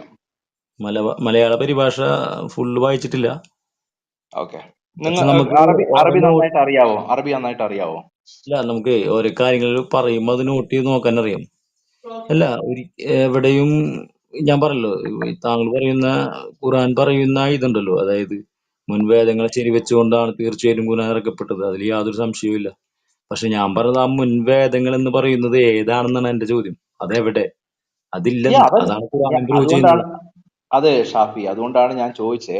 ഇപ്പൊ നമ്മള് ഒരു കാര്യം നമ്മള് സംസാരിക്കുമ്പോൾ ഒരു ബേസ് വേണമല്ലോ, അതുകൊണ്ടാണ് ഞാൻ ചോദിച്ചത്. താങ്കൾക്ക് ഇപ്പൊ അറബിയിലാണ് നിങ്ങൾ ഖുറാൻ ചൊല്ലുന്നതെങ്കിൽ അറബി നന്നായി അറിയൂ, അതായത് മനസ്സിലാക്കാൻ പാകത്തിന് നന്നായിട്ട് അറബി അറിയാവോ എന്നാണ് ഞാൻ ചോദിച്ചത്. അതോ നിങ്ങൾ ഖുറാൻ ഓതുന്നത് മാത്രമേ ഉള്ളൂ, അതോ ഖുറാൻ വായിച്ചാൽ നിങ്ങൾക്ക് മനസ്സിലാക്കാനും അറബിയിൽ സംസാരിക്കാനും അങ്ങനെയൊക്കെ പറ്റുമോ? ഒന്ന് ഞാൻ പണ്ഡിതനൊന്നുമല്ല. ഞാൻ സാധാരണ ഒരു മുസ്ലിമാനാണ്. അതിന്റെ ഓക്കെ, അറബിയുടെ നോ പ്രോബ്ലം, അർത്ഥം എനിക്കറിയത്തില്ല. പക്ഷെ പരിഭാഷ നോ പ്രോബ്ലം, നോക്കിയിട്ട് മലയാളം പറയാൻ എനിക്കറിയാം. അറബി മനസ്സിലായി. വായിക്കാൻ അറിയാം. അതിന്റെ അർത്ഥം അത് പരിഭാഷ നോക്കി തന്നെ സംസാരിക്കാൻ അറിയുള്ളൂ. കാരണം ഞാൻ അറബി പണ്ഡിതനോ, ഞാൻ സാധാരണ മദ്രസ ലിപിയിൽ പഠിച്ചിട്ടുള്ള ഒരു സാധാരണ വ്യക്തിയാണ്. ഓക്കെ അപ്പൊ ഓക്കെ നമുക്ക് അതിന്റെ അറിവുകൾ പരിമിതി ഉണ്ടല്ലോ. അതെ അതെ പിന്നെ വലിയ യാ എന്താണ് ഓക്കെ ഉലമാക്കളും നോ പണ്ഡിതന്മാർക്കും ഒക്കെ പ്രോബ്ലം അതെ. No problem no problem no problem. Okay, Shafi Malayalam പരിഭാഷ വായിച്ചിട്ടുണ്ടോ മൊത്തമായിട്ട്? ആ പരിഭാഷ മൊത്തമായിട്ടില്ല, നമുക്ക് അത് ഏതെങ്കിലും വാക്യം പറഞ്ഞാൽ നമുക്ക് നോക്കാൻ പറ്റും. അല്ല ഫുള്ളായിട്ട് ഓക്കെ, നമുക്ക് നോക്കാം, ഇപ്പൊ നോക്കാം, കുഴപ്പമില്ല. പക്ഷെ വായിച്ചിട്ടുണ്ടോ? മലയാളം ഒരു പരിഭാഷ വായിച്ചിട്ടുണ്ടോ? ഒരു പരിധി ഖുറാന്റെ വരെ ഖുറാന്റെ ഒരു പരിധി വരെ വായിച്ചിട്ടുണ്ട്. മൊത്തത്തില് ഫുള്ള് 114 ആയത്തിന്റെ ഓക്കെ ഫുള്ള് മൊത്തം വായിച്ചിട്ടില്ല. ഓക്കെ ഓക്കെ, ഭാഗികമായിട്ട് വായിച്ചിട്ടുണ്ട്, ഭാഗികമായിട്ട് അതെ. വായിച്ചിട്ടുണ്ട് അല്ലേ? അതിപ്പോ മനസ്സിൽ നിൽക്കില്ല, നമുക്ക് ചെക്ക് ചെയ്യുമ്പോൾ മാത്രമേ അല്ല അത് അത് മനസ്സിൽ കുഴപ്പമില്ല. അതെ ചില അതെ അതെ കാര്യങ്ങൾ നമ്മുടെ മനസ്സിൽ നിൽക്കുന്നതുണ്ട്, തങ്ങി നിൽക്കുന്ന കാര്യങ്ങളുണ്ട്. അല്ല ചില മുസ്ലിങ്ങളെ സംബന്ധിച്ച് അവർക്ക് കൂടുതൽ ഈ മനപ്പാഠമാക്കി വെച്ചിരിക്കുന്നത് അറബിയിൽ ആണ് എന്നുള്ളത് ഞാൻ മനസ്സിലാക്കുന്നു. അവർ മലയാളത്തിൽ അങ്ങനെ ഓർത്തു വെക്കാനായിട്ട് ശ്രമിക്കാറില്ല. അതുകൊണ്ട് ഇപ്പൊ ഷാഫി പറഞ്ഞ കാര്യം ഞാൻ മനസ്സിലാക്കുന്നു, അതിന് എനിക്ക് കുഴപ്പമൊന്നുമില്ല. ഇപ്പൊ മലയാളത്തിൽ അത് ഓർക്കുന്നുണ്ടോ എന്നല്ല. യാ, ഷാഫി പറഞ്ഞ ഞാൻ സമ്മതിക്കുന്നു. നിങ്ങൾ ഖുറാനിലാണ്, സോറി, അറബിയിലാണ് ഓതാൻ പഠിക്കുന്നത്, അറബിയിലാണ് ഓതുന്നത്. എന്നാൽ പരിഭാഷ ഭാഗികമായിട്ട് താങ്കൾ പഠിച്ചിട്ടുണ്ട്, അല്ലെ വായിച്ചിട്ടുണ്ട്. That's okay. ഷാഫിക്ക് ഈ തൗറാത്ത്, ഇഞ്ചീല്, അതുപോലെ തന്നെ നിങ്ങളുടെ ഖുറാൻ, ഇത് മൂന്നും അള്ളാഹുവിന്റെ വചനമാണെന്ന് ഉറപ്പുണ്ടോ? തൗറാത്തും ഇഞ്ചീലും. അതായത് ഓരോ അമ്പിയാക്കൾക്ക് മൂസാ നബിക്ക് അള്ളാഹു കൊടുത്ത ഒരു എന്താണ് അദ്ദേഹത്തിന്റെ ഇതാണ് തൗറാത്ത്. ഈസാ നബിക്ക് അതെ കൊടുത്ത ഇഞ്ചീല്, മുഹമ്മദ് നബിക്ക് ഇറക്കപ്പെട്ട ഗ്രന്ഥമാണ് ഖുർആൻ. അതെ. അങ്ങനെയാണ് ഇത് മൂന്നും ഇത് കൂടാതെ ഉണ്ട്, ലൈക്ക് ഉണ്ട്. സബൂർ പറയുന്നുണ്ട്, ഇബ്രാഹിമിന്റെ ഏടുകൾ എന്ന് മറ്റേ പറയുന്നുണ്ട്. ഇബ്രാഹിമിന്റെ ഇങ്ങനെയൊക്കെ ഏടുണ്ട്. ഉണ്ട്. അതുപോലെ നമ്മളെ സബൂർ, അതായത് ദാവൂദ് നബിക്ക് കൊടുത്ത സബൂർ എന്ന ഗ്രന്ഥത്തിനെ അതെ കുറിച്ച് പറയുന്നു.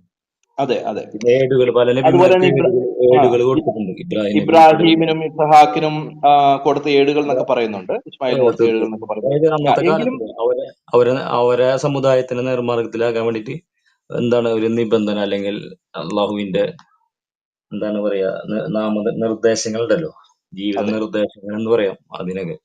അതായത് സമുദായത്തിലേക്കാണോ ഓരോ പ്രവാചകൻ നിയോഗിക്കപ്പെട്ടത്, ആ സമുദായത്തിന് വേണ്ടിയിട്ടുള്ള ഒരു നിയമാവലിയായിരുന്നു അവരുടെ ഗ്രന്ഥങ്ങൾ. അപ്പോ അതിനകത്ത് മുഖ്യമായിട്ടും പലപ്പോഴും പറയുന്നത് തൗറാത്തും ഇഞ്ചീലും എന്നാണ് പൊതുവെ പറയുന്നത്.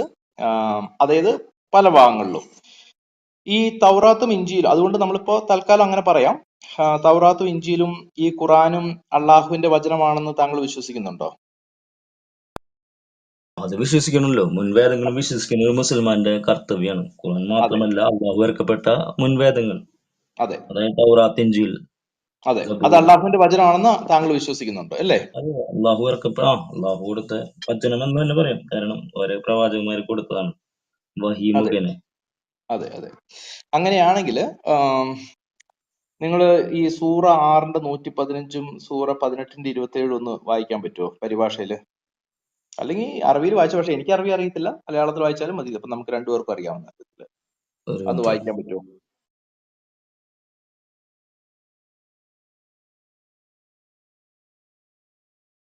ഷാഫി കേട്ടായിരുന്നോ? കേട്ടു. ഞാൻ ഒരു മിനിറ്റ് ഞാൻ എടുക്കട്ടെ. ഓക്കെ. നഹാസ കുഴപ്പമില്ലോ അല്ലേ? ഞാനും ഷാഫിയും കൂടെ സംസാരിക്കുന്നത്, നമ്മളെപ്പോഴും സംസാരിക്കാറുള്ളതല്ലേ, അതുകൊണ്ട് ഇന്ന് പ്രിഫറൻസ് ഷാഫിക്ക് കൊടുത്തു. കുഴപ്പമില്ലോ Nahas brother? Okay okay, thank you. ബ്രദറെ റഫറൻസ് ഒന്നുകൂടെ പറഞ്ഞേ. സൂറ 6ന്റെ 115 സൂറ 18ന്റെ 27.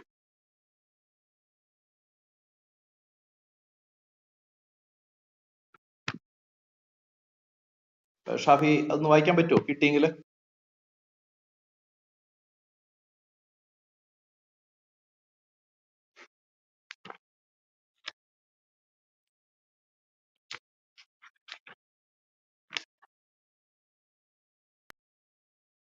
കിട്ടി.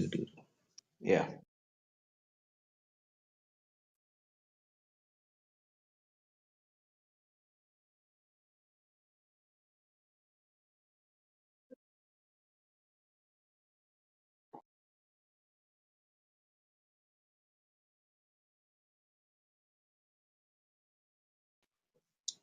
നിന്റെ രക്ഷിതാവിന്റെ വചനം അതാണോ അതെ സത്യം? അതെ അതെ അതെ നീതിയിലും പരിപൂർണമാക്കിയിരിക്കുന്നു. അതെ അവന്റെ വചനങ്ങൾക്ക് മാറ്റം വരുത്താൻ ആരുമില്ല. അവൻ എല്ലാം കേൾക്കുന്നവനും അറിയുന്നവനും അത്രേ. അതെ. ഓക്കെ. ഈ ഈ സൂറയും കൂടെ ഒന്ന് വായിക്കോ. 18-ന്റെ 27. രണ്ടിലും ഏകദേശം ഒന്ന് തന്നെയാണ് സംഭവം എങ്കിലും 18-ന്റെ 27 അതും കൂടി ഒന്ന് വായിച്ചു. എത്ര? 17-ന്റെ 18-ന്റെ 27.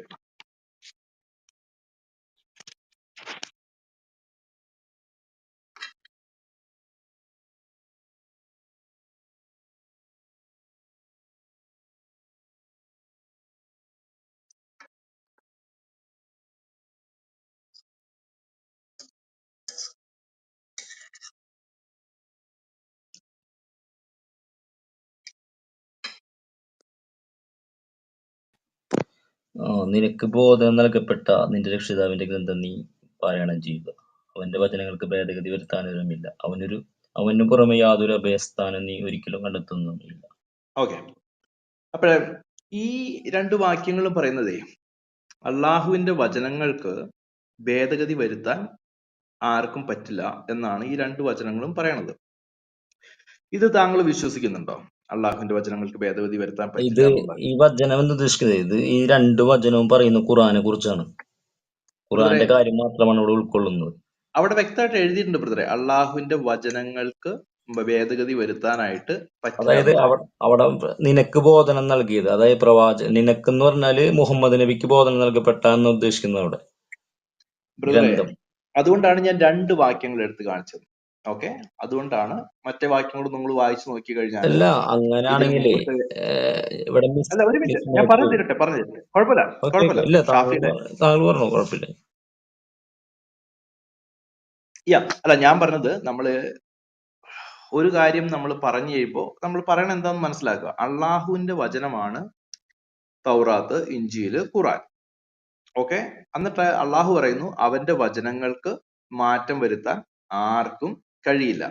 ഇനി നമ്മൾ ഇതുപോലെ ഷാഫി എപ്പോഴെങ്കിലും ഒന്ന് ശ്രദ്ധിക്കാൻ നോക്കിയിട്ടുണ്ടോ എത്ര പ്രാവശ്യമാണ് ഈ ഖുറാനില് തൗറാത്തും ഇഞ്ചീലും എന്ന് പേരെടുത്ത് പറഞ്ഞിരിക്കുന്നതെന്ന് അറിയാമോ? ഏകദേശം. ഇല്ലില്ല, അതറിയില്ല. പക്ഷെ ഓക്കെ, തൗറാത്ത് ഇഞ്ചിനെ കുറിച്ച് ഒരുപാട് സ്ഥലങ്ങളിൽ പറയുന്നുണ്ട്. ഒരുപാട് സ്ഥലങ്ങളിൽ പറയുന്നുണ്ട്. പക്ഷെ പേരെടുത്ത് തൗറാത്തും ഇഞ്ചീലും എന്ന് പേരെടുത്ത് എത്ര സ്ഥലത്ത് പറയുന്നുണ്ടെന്ന് അറിയാമോ? ഇല്ലില്ല, കറക്റ്റ് അറിയത്തില്ല. ഓക്കെ, പറയുന്നുണ്ട് അന്ന് അങ്ങനെ, തൗറാത്തും ഇഞ്ചീല അങ്ങനെ പറയുന്നുണ്ട്. അതെ, തൗറാത്തും ഇഞ്ചീലും എന്ന് പേരെടുത്ത് പറയുന്നത്, അതായത് തൗറാത്തും ഇഞ്ചീലും എന്ന് പേരെടുത്ത് 12 സ്ഥലങ്ങളിൽ പറയുന്നുണ്ട് ഖുറാനില്. ഓക്കെ, അതുകൂടാതെ മുൻവേദങ്ങൾ എന്ന് പറയുന്ന അനേക ഭാഗങ്ങളുണ്ട്. എന്നിട്ട് ബ്രാക്കറ്റിൽ ഇപ്പോ സൗദിയിൽ നിന്നൊക്കെ ഇറങ്ങിയ നിങ്ങളുടെ ഖുറാനില് എഴുതി വെച്ചിരിക്കുന്നത് ബ്രാക്കറ്റിൽ തൗറാത്ത് ആൻഡ് ഇഞ്ചീൽ. അവിടെ ഡയറക്റ്റ് തൗറാത്ത് ഇഞ്ചീൽ എന്നല്ല പറഞ്ഞേക്കണേ, അവിടെ മുൻവേദങ്ങൾ എന്ന് പറയുന്നത്. അപ്പൊ ഈ മുൻവേദങ്ങൾ ഏതാണ് എന്നുള്ളത് ബ്രാക്കറ്റിൽ തൗറാത്തും ഇഞ്ചീലും എന്ന് പറഞ്ഞിരിക്കുന്ന വേറെ ഇഷ്ടം പോലെ ആയതുണ്ട്. അപ്പൊ ഈ ഭാഗങ്ങള് ഇതെല്ലാം നമ്മൾ വായിച്ചു കഴിഞ്ഞാൽ ഇതിനകത്ത് ഒരു സ്ഥലത്ത് പോലും ഞാൻ വീണ്ടും പറയാണ്, ഒരു സ്ഥലത്ത് പോലും മുൻവേദങ്ങൾ തിരുത്തപ്പെട്ടു എന്നോ അത് നഷ്ടപ്പെട്ടു എന്നോ അവിടെ പറയുന്നില്ല. മറിച്ച് മുൻവേദങ്ങൾ അത് നിങ്ങളുടെ കൈകളിൽ ഉണ്ട് എന്നും രണ്ട് അത് ശരിയാണ് എന്നും പറയുന്ന അനേക ഭാഗങ്ങളുണ്ട്. അപ്പൊ അങ്ങനെയാണെങ്കിൽ എന്റെ ചോദ്യം, ഷാഫി അത് വിശ്വസിക്കുന്നു? തീർച്ചയായിട്ടും ഖുറാനിൽ ഒരിക്കലും മുൻവേദങ്ങൾ തിരുത്തപ്പെട്ടു എന്ന് പറയുന്നില്ല ഇവിടെ. താങ്കൾ പറഞ്ഞത് ശരിയാണ്. തീർച്ചയായിട്ടും അങ്ങനെ തീർച്ചയായിട്ടും. കാരണം മുൻവേദങ്ങൾ തിരുത്തപ്പെട്ടു എന്നല്ല പറയുന്നത്, അതിലൂടെ മനുഷ്യന്റെ കൈകടത്തുകൾ, അതായത് അവൻ എഴുതി കൂട്ടിയത് അത് മുൻവേദങ്ങളിൽ പെട്ടതാണ് എന്ന് വിവക്ഷിക്കുന്നുണ്ട്. അല്ലാതെ വേദങ്ങൾ തിരുത്തപ്പെട്ടാൻ ആർക്കും കഴിഞ്ഞിട്ടില്ല. പക്ഷെ അതിലൂടെ എന്ത് ചെയ്തു, മനുഷ്യന്റെ കൈകടത്തുകൾ സംഭവിച്ചു. എന്നിട്ട് അവന്റെ കൈ കൊണ്ട് എഴുതപ്പെട്ടത് അത് ദൈവത്തിൽ നിന്നുള്ളതാണെന്ന് അവൻ വാദിച്ചു.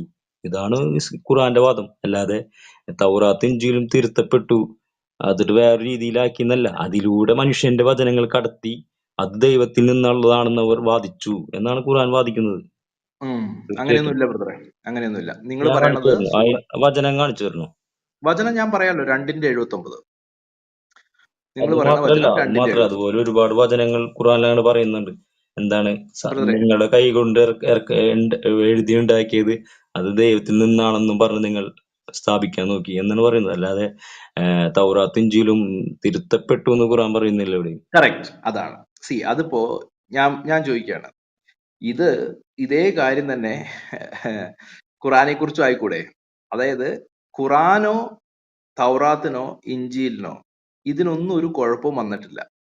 പക്ഷെ സൂറ 2:79 പറയുന്നത്, ആരെങ്കിലും തന്റെ കൈകൾ കൊണ്ട് ഒരു ഗ്രന്ഥം എഴുതി ഉണ്ടാക്കുകയും അത് അള്ളാഹുവിങ്കിൽ നിന്ന് ലഭിച്ചു എന്ന് പറയുകയും, ഞാൻ എക്സാക്ട് അങ്ങ് പറയല്ല, എന്റെ ഓർമ്മയെന്ന് പറയാണ്, നിങ്ങൾ വേണമെങ്കിൽ എടുത്തു നോക്കിയിട്ട് നിങ്ങൾക്ക് പറയാം. ഓക്കെ, ആരെങ്കിലും എന്ന് പറഞ്ഞു കഴിഞ്ഞാൽ അതിന്റെ മുമ്പ് തൊട്ടുള്ള വാക്യങ്ങൾ നമ്മൾ നോക്കിയാൽ അറിയാം. ഓക്കെ, അത് അക്ഷരജ്ഞാനമില്ലാത്ത ചിലർ എന്നൊക്കെ പറഞ്ഞാൽ അതിന്റെ തൊട്ടു മുമ്പിലുള്ള വാക്യത്തിൽ പറയുന്നുണ്ട്. അവര് ഒരു വേദഗ്രന്ഥം എഴുതി ഉണ്ടാക്കുകയും, വേദഗ്രന്ഥമൊന്നും ഇല്ല കേട്ടോ, സോറി, അത് ഞാൻ തെറ്റാ പറഞ്ഞത്. ഒരു ഗ്രന്ഥം എഴുതി ഉണ്ടാക്കുകയും എന്നിട്ട് അത് അള്ളാഹുവിങ്കിൽ നിന്നാണ് എന്ന് പറയുകയും ചെയ്താൽ അവർക്ക് ശാപം. അതാണ് ആ പറയുന്നത്. ഇത് മുൻവേദങ്ങൾ തിരുത്തപ്പെട്ടുന്നോ, ഇത് മുൻവേദങ്ങൾക്ക് എന്തെങ്കിലും പറ്റിയെന്നോ ഇതൊന്നും അല്ല പറയുന്നത്. ആരെങ്കിലും ഒരു ഗ്രന്ഥം എഴുതി ഉണ്ടാക്കി വെച്ച് അത് അള്ളാഹുവിൽ നിന്നാണ് എന്ന് പറഞ്ഞാൽ അവന് ശാപം. അത് ഇപ്പൊ സമ്മതിക്കുന്നതിന് എനിക്ക് കുഴപ്പമൊന്നുമില്ല. കാരണം അത് മുൻവേദങ്ങളെ കുറിച്ചല്ല പറയുന്നത്.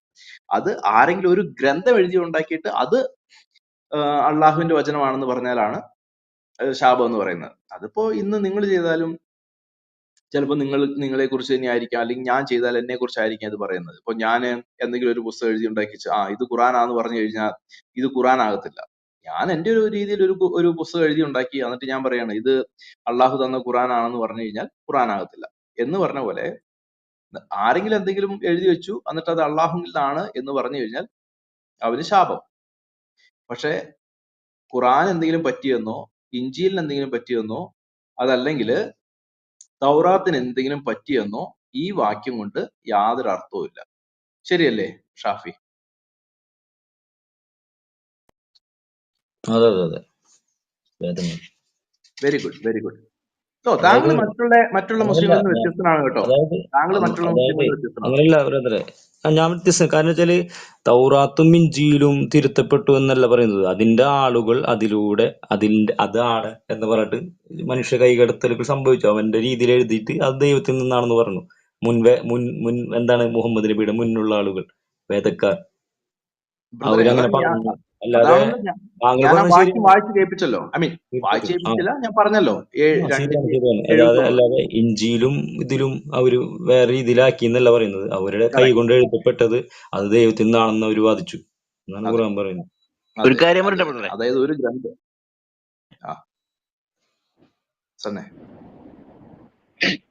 ഒരു കാര്യം പറയട്ടെ ബ്രദറെ, പറഞ്ഞോ. പക്ഷെ ഞാൻ വിഷയത്തിൽ നിന്ന് അപ്പുറത്തോട്ട് തൽക്കാലം മാറില്ല കേട്ടോ. ഓക്കെ, മാറണ്ട. ഞാൻ ഇപ്പൊ ബ്രദർ വായിച്ച വാക്യം ഉണ്ടല്ലോ, ഇപ്പൊ വായിച്ച വാക്യത്തിന്റെ തൊട്ടടുത്ത ചോദ്യമായിട്ട് ചോദിക്കുകയാണ്, മുഹമ്മദിനെ അവതരിച്ചത് മുഹമ്മദ് കണ്ടതുമായ ഖുറാൻ എവിടെ?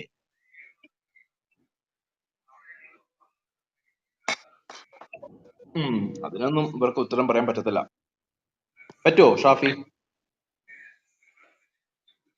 മുഹമ്മദിനെ അവതരിച്ചതും മുഹമ്മദ് കണ്ടതുമായ ഖുറാൻ എവിടെ? എവിടെ വാചനം?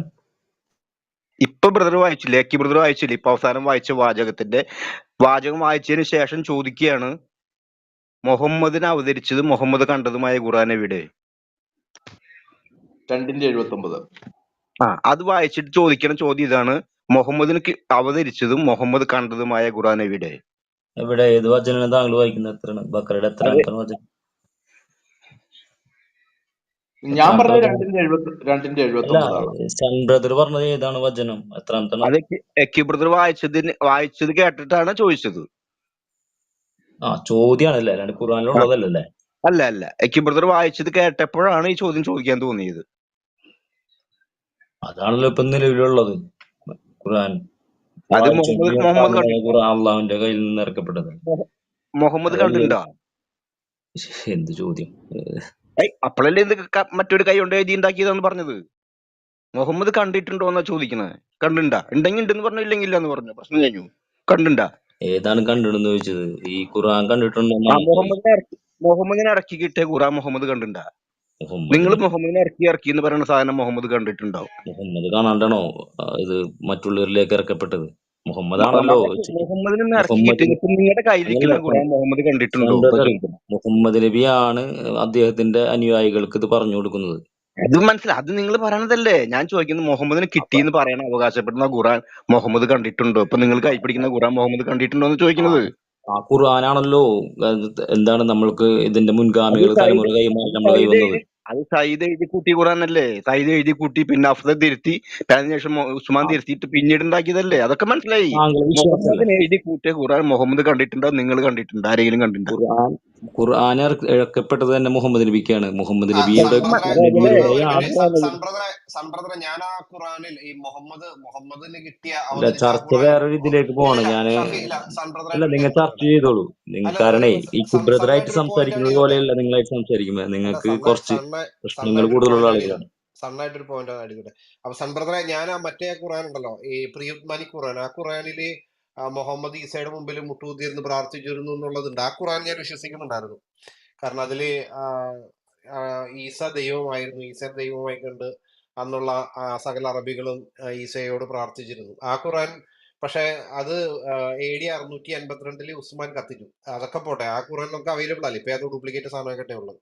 ഹഫ്സ് എന്ന് എഴുതിയ ഒരു വ്യാജൻ നമ്മുടെ ഇപ്പൊ ഖത്തറിൽ നിന്നൊരു പൗരൻ പറഞ്ഞായിരുന്നില്ലേ, അവര് ഹഫ്സ് വിശ്വസിക്കില്ല. കാരണം അത് പുള്ളി നുണ പറയുന്ന പരമ്പരയിലുള്ളതാണെന്നുള്ളത് ഇവരുടെ പല ബുക്കാരി പറയുന്നു, നസായി പറയുന്നു, മുസ്ലിം പറയുന്നു. ഹഫ്സിനെ വിശ്വസിക്കാൻ പറ്റില്ല എന്നുള്ളത് ഇവരുടെ പണ്ഡിത ലോകത്ത് ഇജുമ ഉള്ളതാണ് ഹഫ്സിന്റെ കാര്യത്തിൽ. അപ്പൊ അത് പോട്ടെ, ഇവരെന്തോ ഏതൊരുത്തൻ എഴുതിയുണ്ടാക്കിയെന്നാണ് വിശ്വസിക്കുന്നത്. ഓക്കെ, അതൊക്കെ പോട്ടെ. അപ്പൊ ഷാഫി, നമ്മുടെ മൂവാറ്റുപുഴ നിർമ്മല കോളേജിൽ നടന്നതിനെ കുറിച്ച് ഒരു വാക്ക് പറയാമോ? അവര് കാണിച്ചത് ശരിയായിരുന്നോ? അങ്ങനെ ഒരു കാര്യം ഉന്നയിച്ചത് താങ്കളുടെ അഭിപ്രായം എന്താണ് ഷാഫി?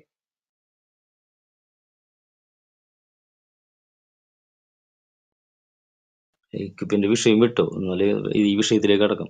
അല്ല, ഞാൻ എക്യുപ്പായിട്ട് സംസാരില്ല. ചർച്ച ഞാൻ മാറും. ജസ്റ്റ് എനിക്ക് അറിയാൻ പറ്റും ഷാഫിയുടെ അടുത്ത് ജസ്റ്റ് ചോദിക്കാൻ പറ്റും ഷാഫിയുടെ അഭിപ്രായം എന്ന് അല്ല, പറയാം. എനിക്ക് ആ വിഷയം അറിയത്തില്ല. സംഭവം ഞാൻ ഞാൻ പറഞ്ഞുതരാം. കറക്റ്റ് അറിയത്തില്ല. ഞാൻ പറഞ്ഞുതരാം. അത് ഒരു കൂട്ടം ഈ തട്ടമുണ്ട സ്ത്രീകൾ, മുസ്ലിം സ്ത്രീകള് നമ്മുടെ റെസ്റ്റ് റൂം ഉണ്ടല്ലോ, വിശ്രമിക്കാനുള്ള മുറിയിൽ നിന്ന് നിസ്കരിച്ചു.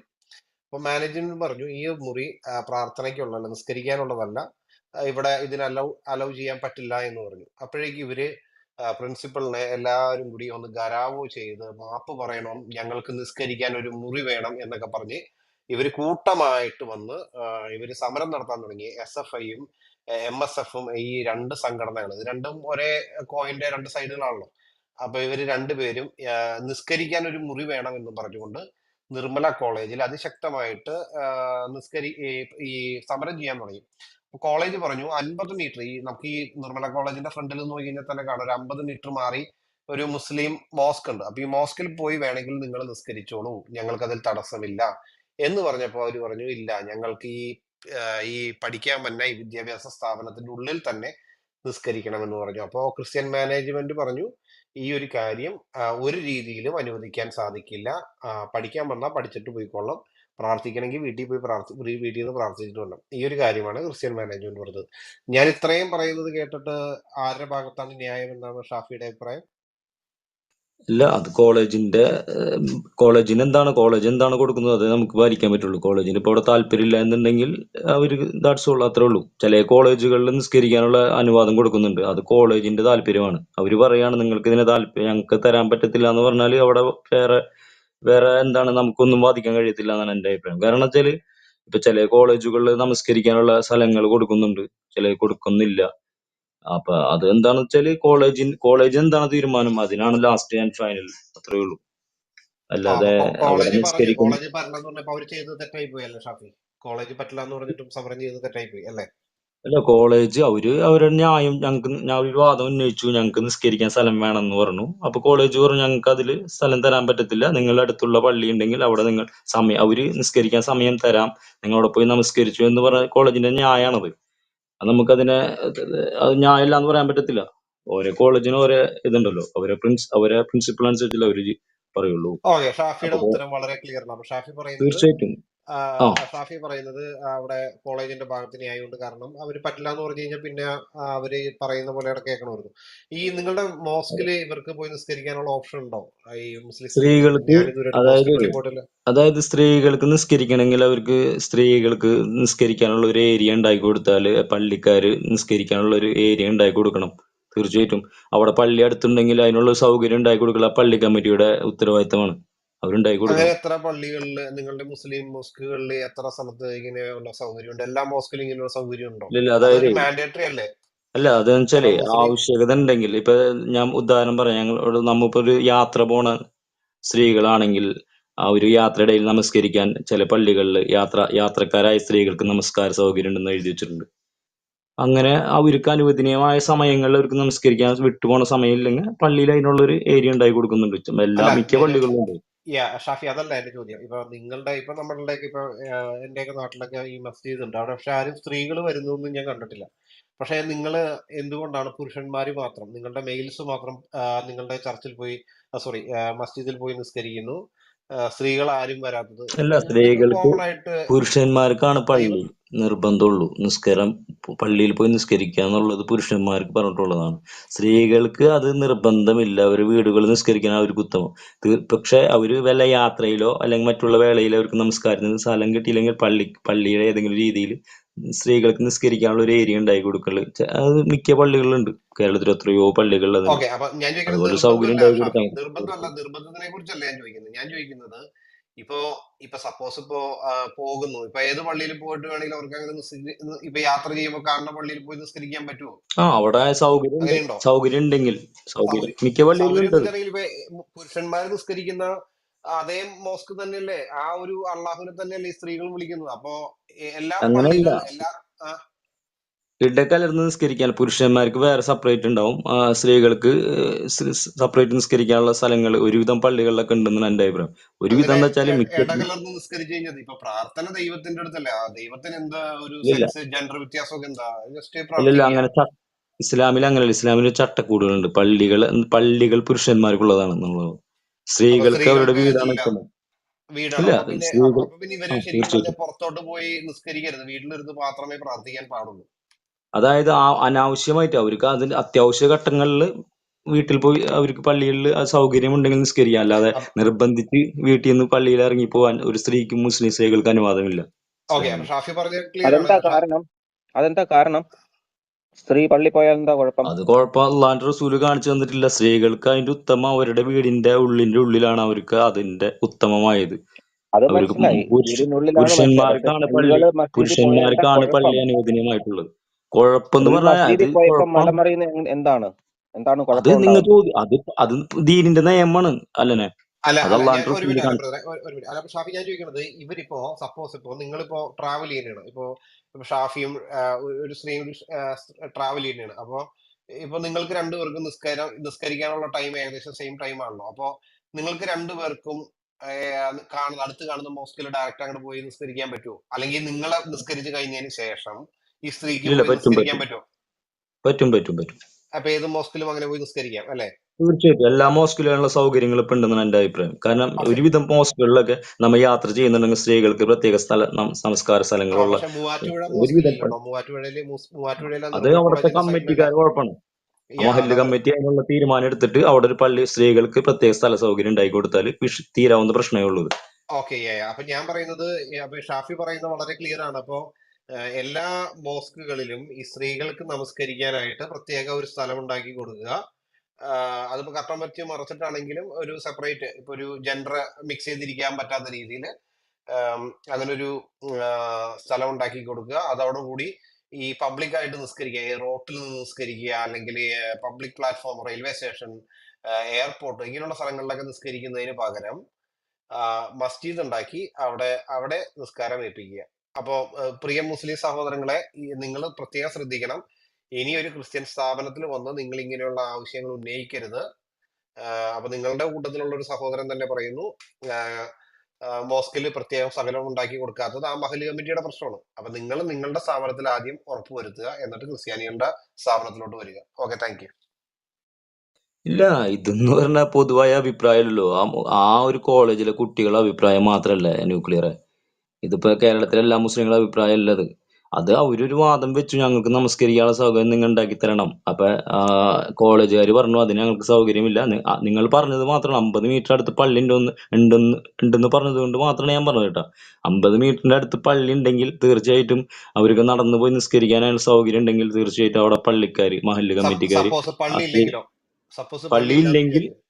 പള്ളിയില്ലെങ്കിൽ ഇവര് പറയാണ് അത് കോളേജിന്റെ കയ്യിലാണ്. കോളേജ് പറയാണ് നിങ്ങൾക്ക് നമസ്കരിക്കാൻ സ്ഥലം ഉണ്ടാക്കി തരാം, കോളേജിന്റെ മനസാക്ഷിക്കാൻ ചെയ്യാന്നുണ്ടെങ്കിൽ ചെയ്യാം, അത്രേ ഉള്ളൂ. അല്ലെങ്കിൽ അവര് പറയാണ് ഞങ്ങൾക്ക് ചെയ്യാൻ കഴിയില്ല, അങ്ങനെ ഉണ്ടെങ്കിൽ ആ കുട്ടികളെ TC വാങ്ങിയിട്ട് എവിടെയാണോ നിസ്കരിക്കാനുള്ള സൗകര്യമുള്ളൂ അവിടെ പോയിട്ട് ഏത് കോളേജാണോ അവിടെ പോയി കോളേജിൽ ചേരാ, അവിടെ അതിനുള്ള ക്ലിയർ. സൗകര്യം ഉണ്ടെങ്കിൽ നിസ്കരിക്കാം, അത്രേ ഉള്ളൂ. എക്സാക്ട് കറക്റ്റ് ആൻസർ ഉള്ള. അപ്പൊ പറഞ്ഞു. അപ്പൊ നിങ്ങള് ഇപ്പൊ ഇനിയിപ്പോ മുസ്ലിം കുട്ടികള് ഇനി അഡ്മിഷന് ചെല്ലുമ്പോ, പ്രത്യേകിച്ച് എസ്പെഷ്യലി ക്രിസ്ത്യൻ ഓർഗനൈസേഷനിലൊക്കെ ചെല്ലുമ്പോൾ ആദ്യം തന്നെ, അല്ലെങ്കിൽ ഹിന്ദുക്കളുടെ ആണെങ്കിലും ആദ്യം തന്നെ നിങ്ങൾക്ക് ഇതിനുള്ള ഫെസിലിറ്റി അവിടെ ഉണ്ടോ എന്ന് നോക്കുക, അവരെന്നെ അനുവദിക്കുമോ നോക്കുക. ഇല്ല എന്നുണ്ടെങ്കിൽ ഇപ്പോ അതിനോടൊപ്പം നിങ്ങൾ ചർച്ച ചെയ്യേണ്ടത് നിങ്ങൾക്ക് പ്രയർ ചെയ്യുക, അല്ലെങ്കിൽ തട്ടമിട്ട് വരിക, അല്ലെങ്കിൽ മതപരമായിട്ടുള്ള കാര്യങ്ങൾക്ക് അവിടെ റെസ്ട്രിക്റ്റഡ് ആണോ ഇല്ലേ എന്നുള്ളത് നിങ്ങൾ ആദ്യമേ ചെക്ക് ചെയ്യുക.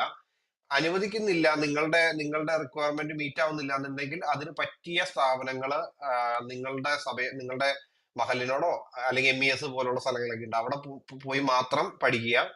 മറ്റുള്ള വിദ്യാർത്ഥികളെ ഇത് പറഞ്ഞ് അവരുടെ സമയം കളയാതിരിക്കുക. കേരളത്തിലുള്ള ഞങ്ങളെ പോലുള്ള ആൾക്കാരൊക്കെ ഈ വിഷയത്തിന് വേണ്ടി സമയം സ്പെൻഡ് ചെയ്യാതിരിക്കാനായിട്ട് ഞങ്ങൾക്കും സാധിക്കും.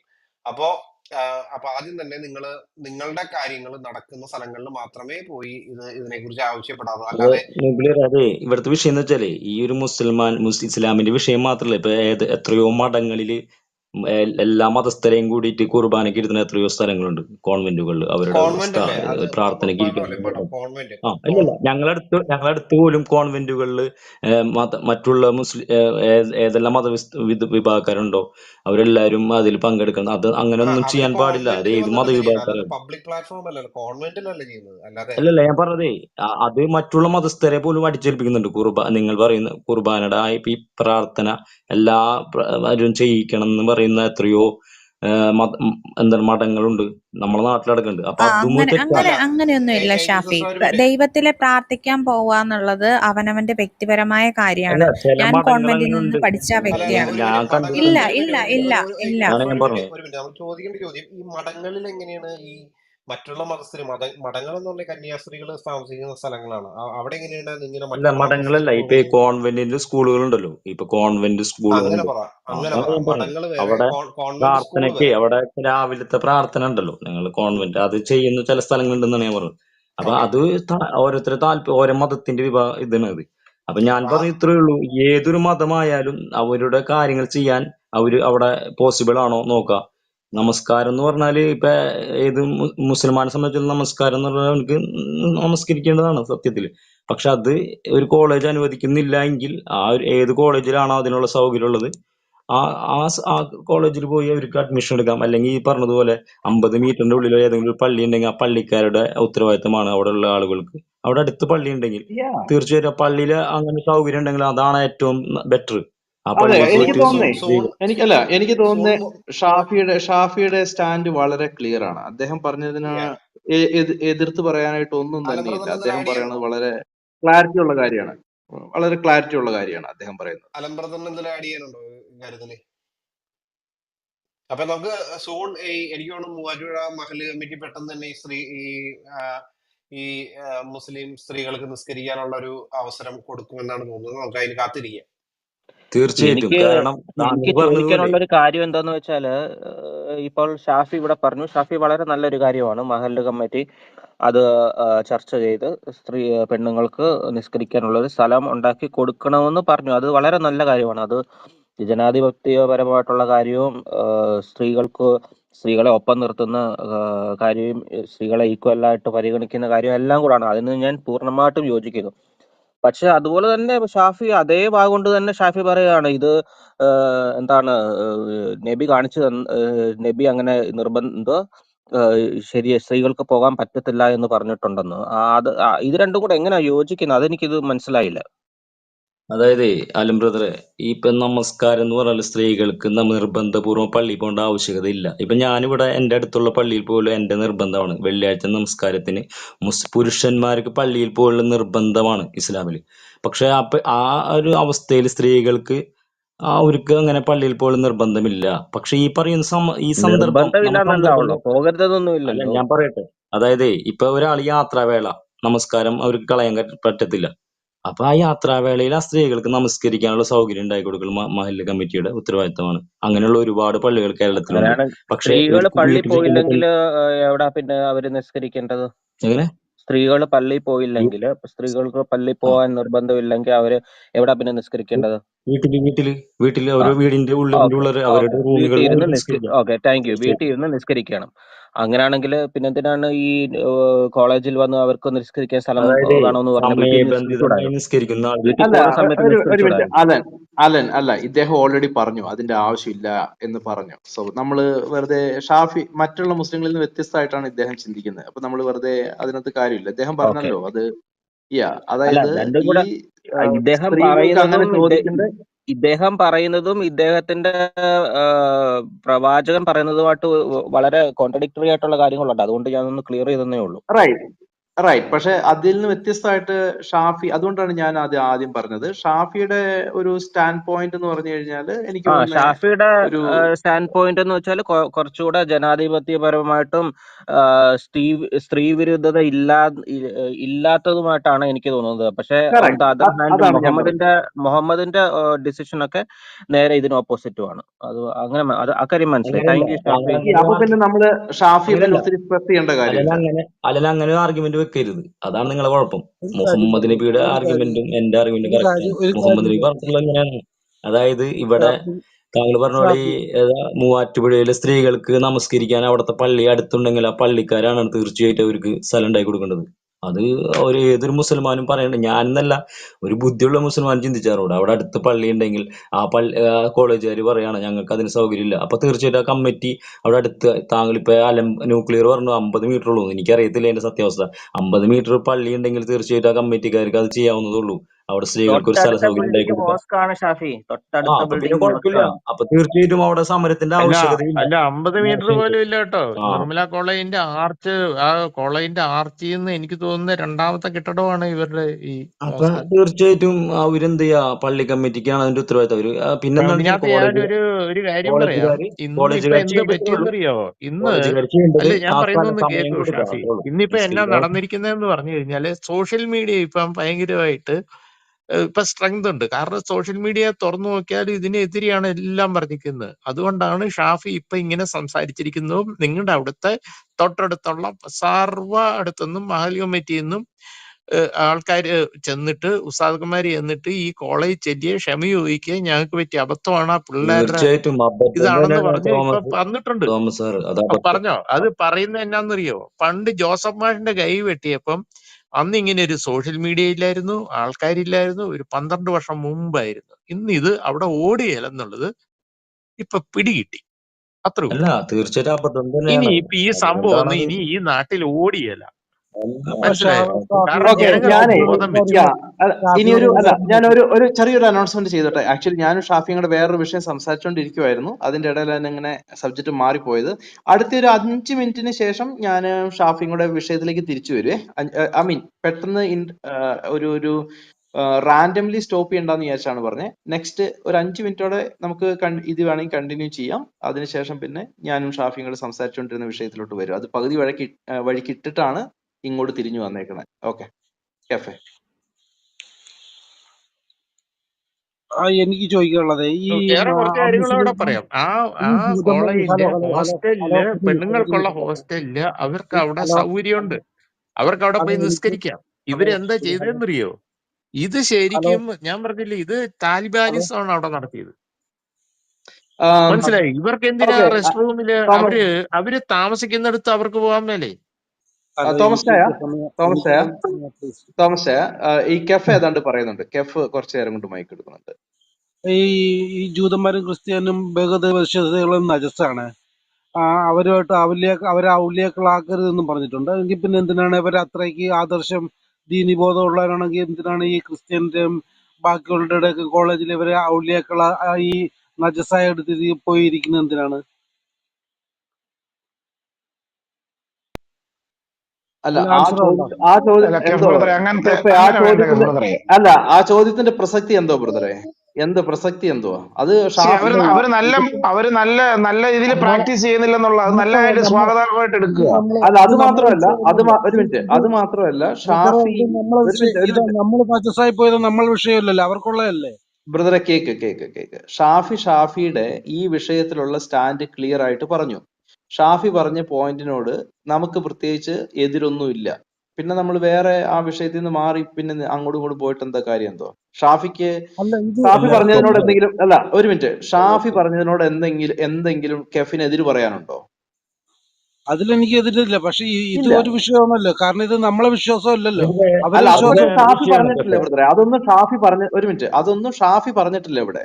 പറഞ്ഞ അല്ല മനസ്സിലാവുന്നുണ്ടോ? നമുക്കപ്പോ അല്ല, ഈ വിശ്വാസം നമുക്കുള്ളതല്ലല്ലോ, അവർക്കുള്ള വിശ്വാസം തന്നെയാണല്ലോ. ഇത്ര ആദർശമുള്ളവർ പിന്നെ അവിടെ തന്നെ പോയിരുന്നപ്പോ നിസ്കരിക്കുകയും കൂടെ വേണമെന്ന് പറഞ്ഞാല അത് വേണ്ട, അങ്ങനെ ചെയ്യരുത് എന്നല്ലേ ഷാഫി പറഞ്ഞത്. കെഫ് ഓക്കെ. ബ്രദറെ അവര് ചെയ്തത് തെറ്റിപ്പോയ കെഫ് ബ്രദറെ ഒരു മിനിറ്റ്.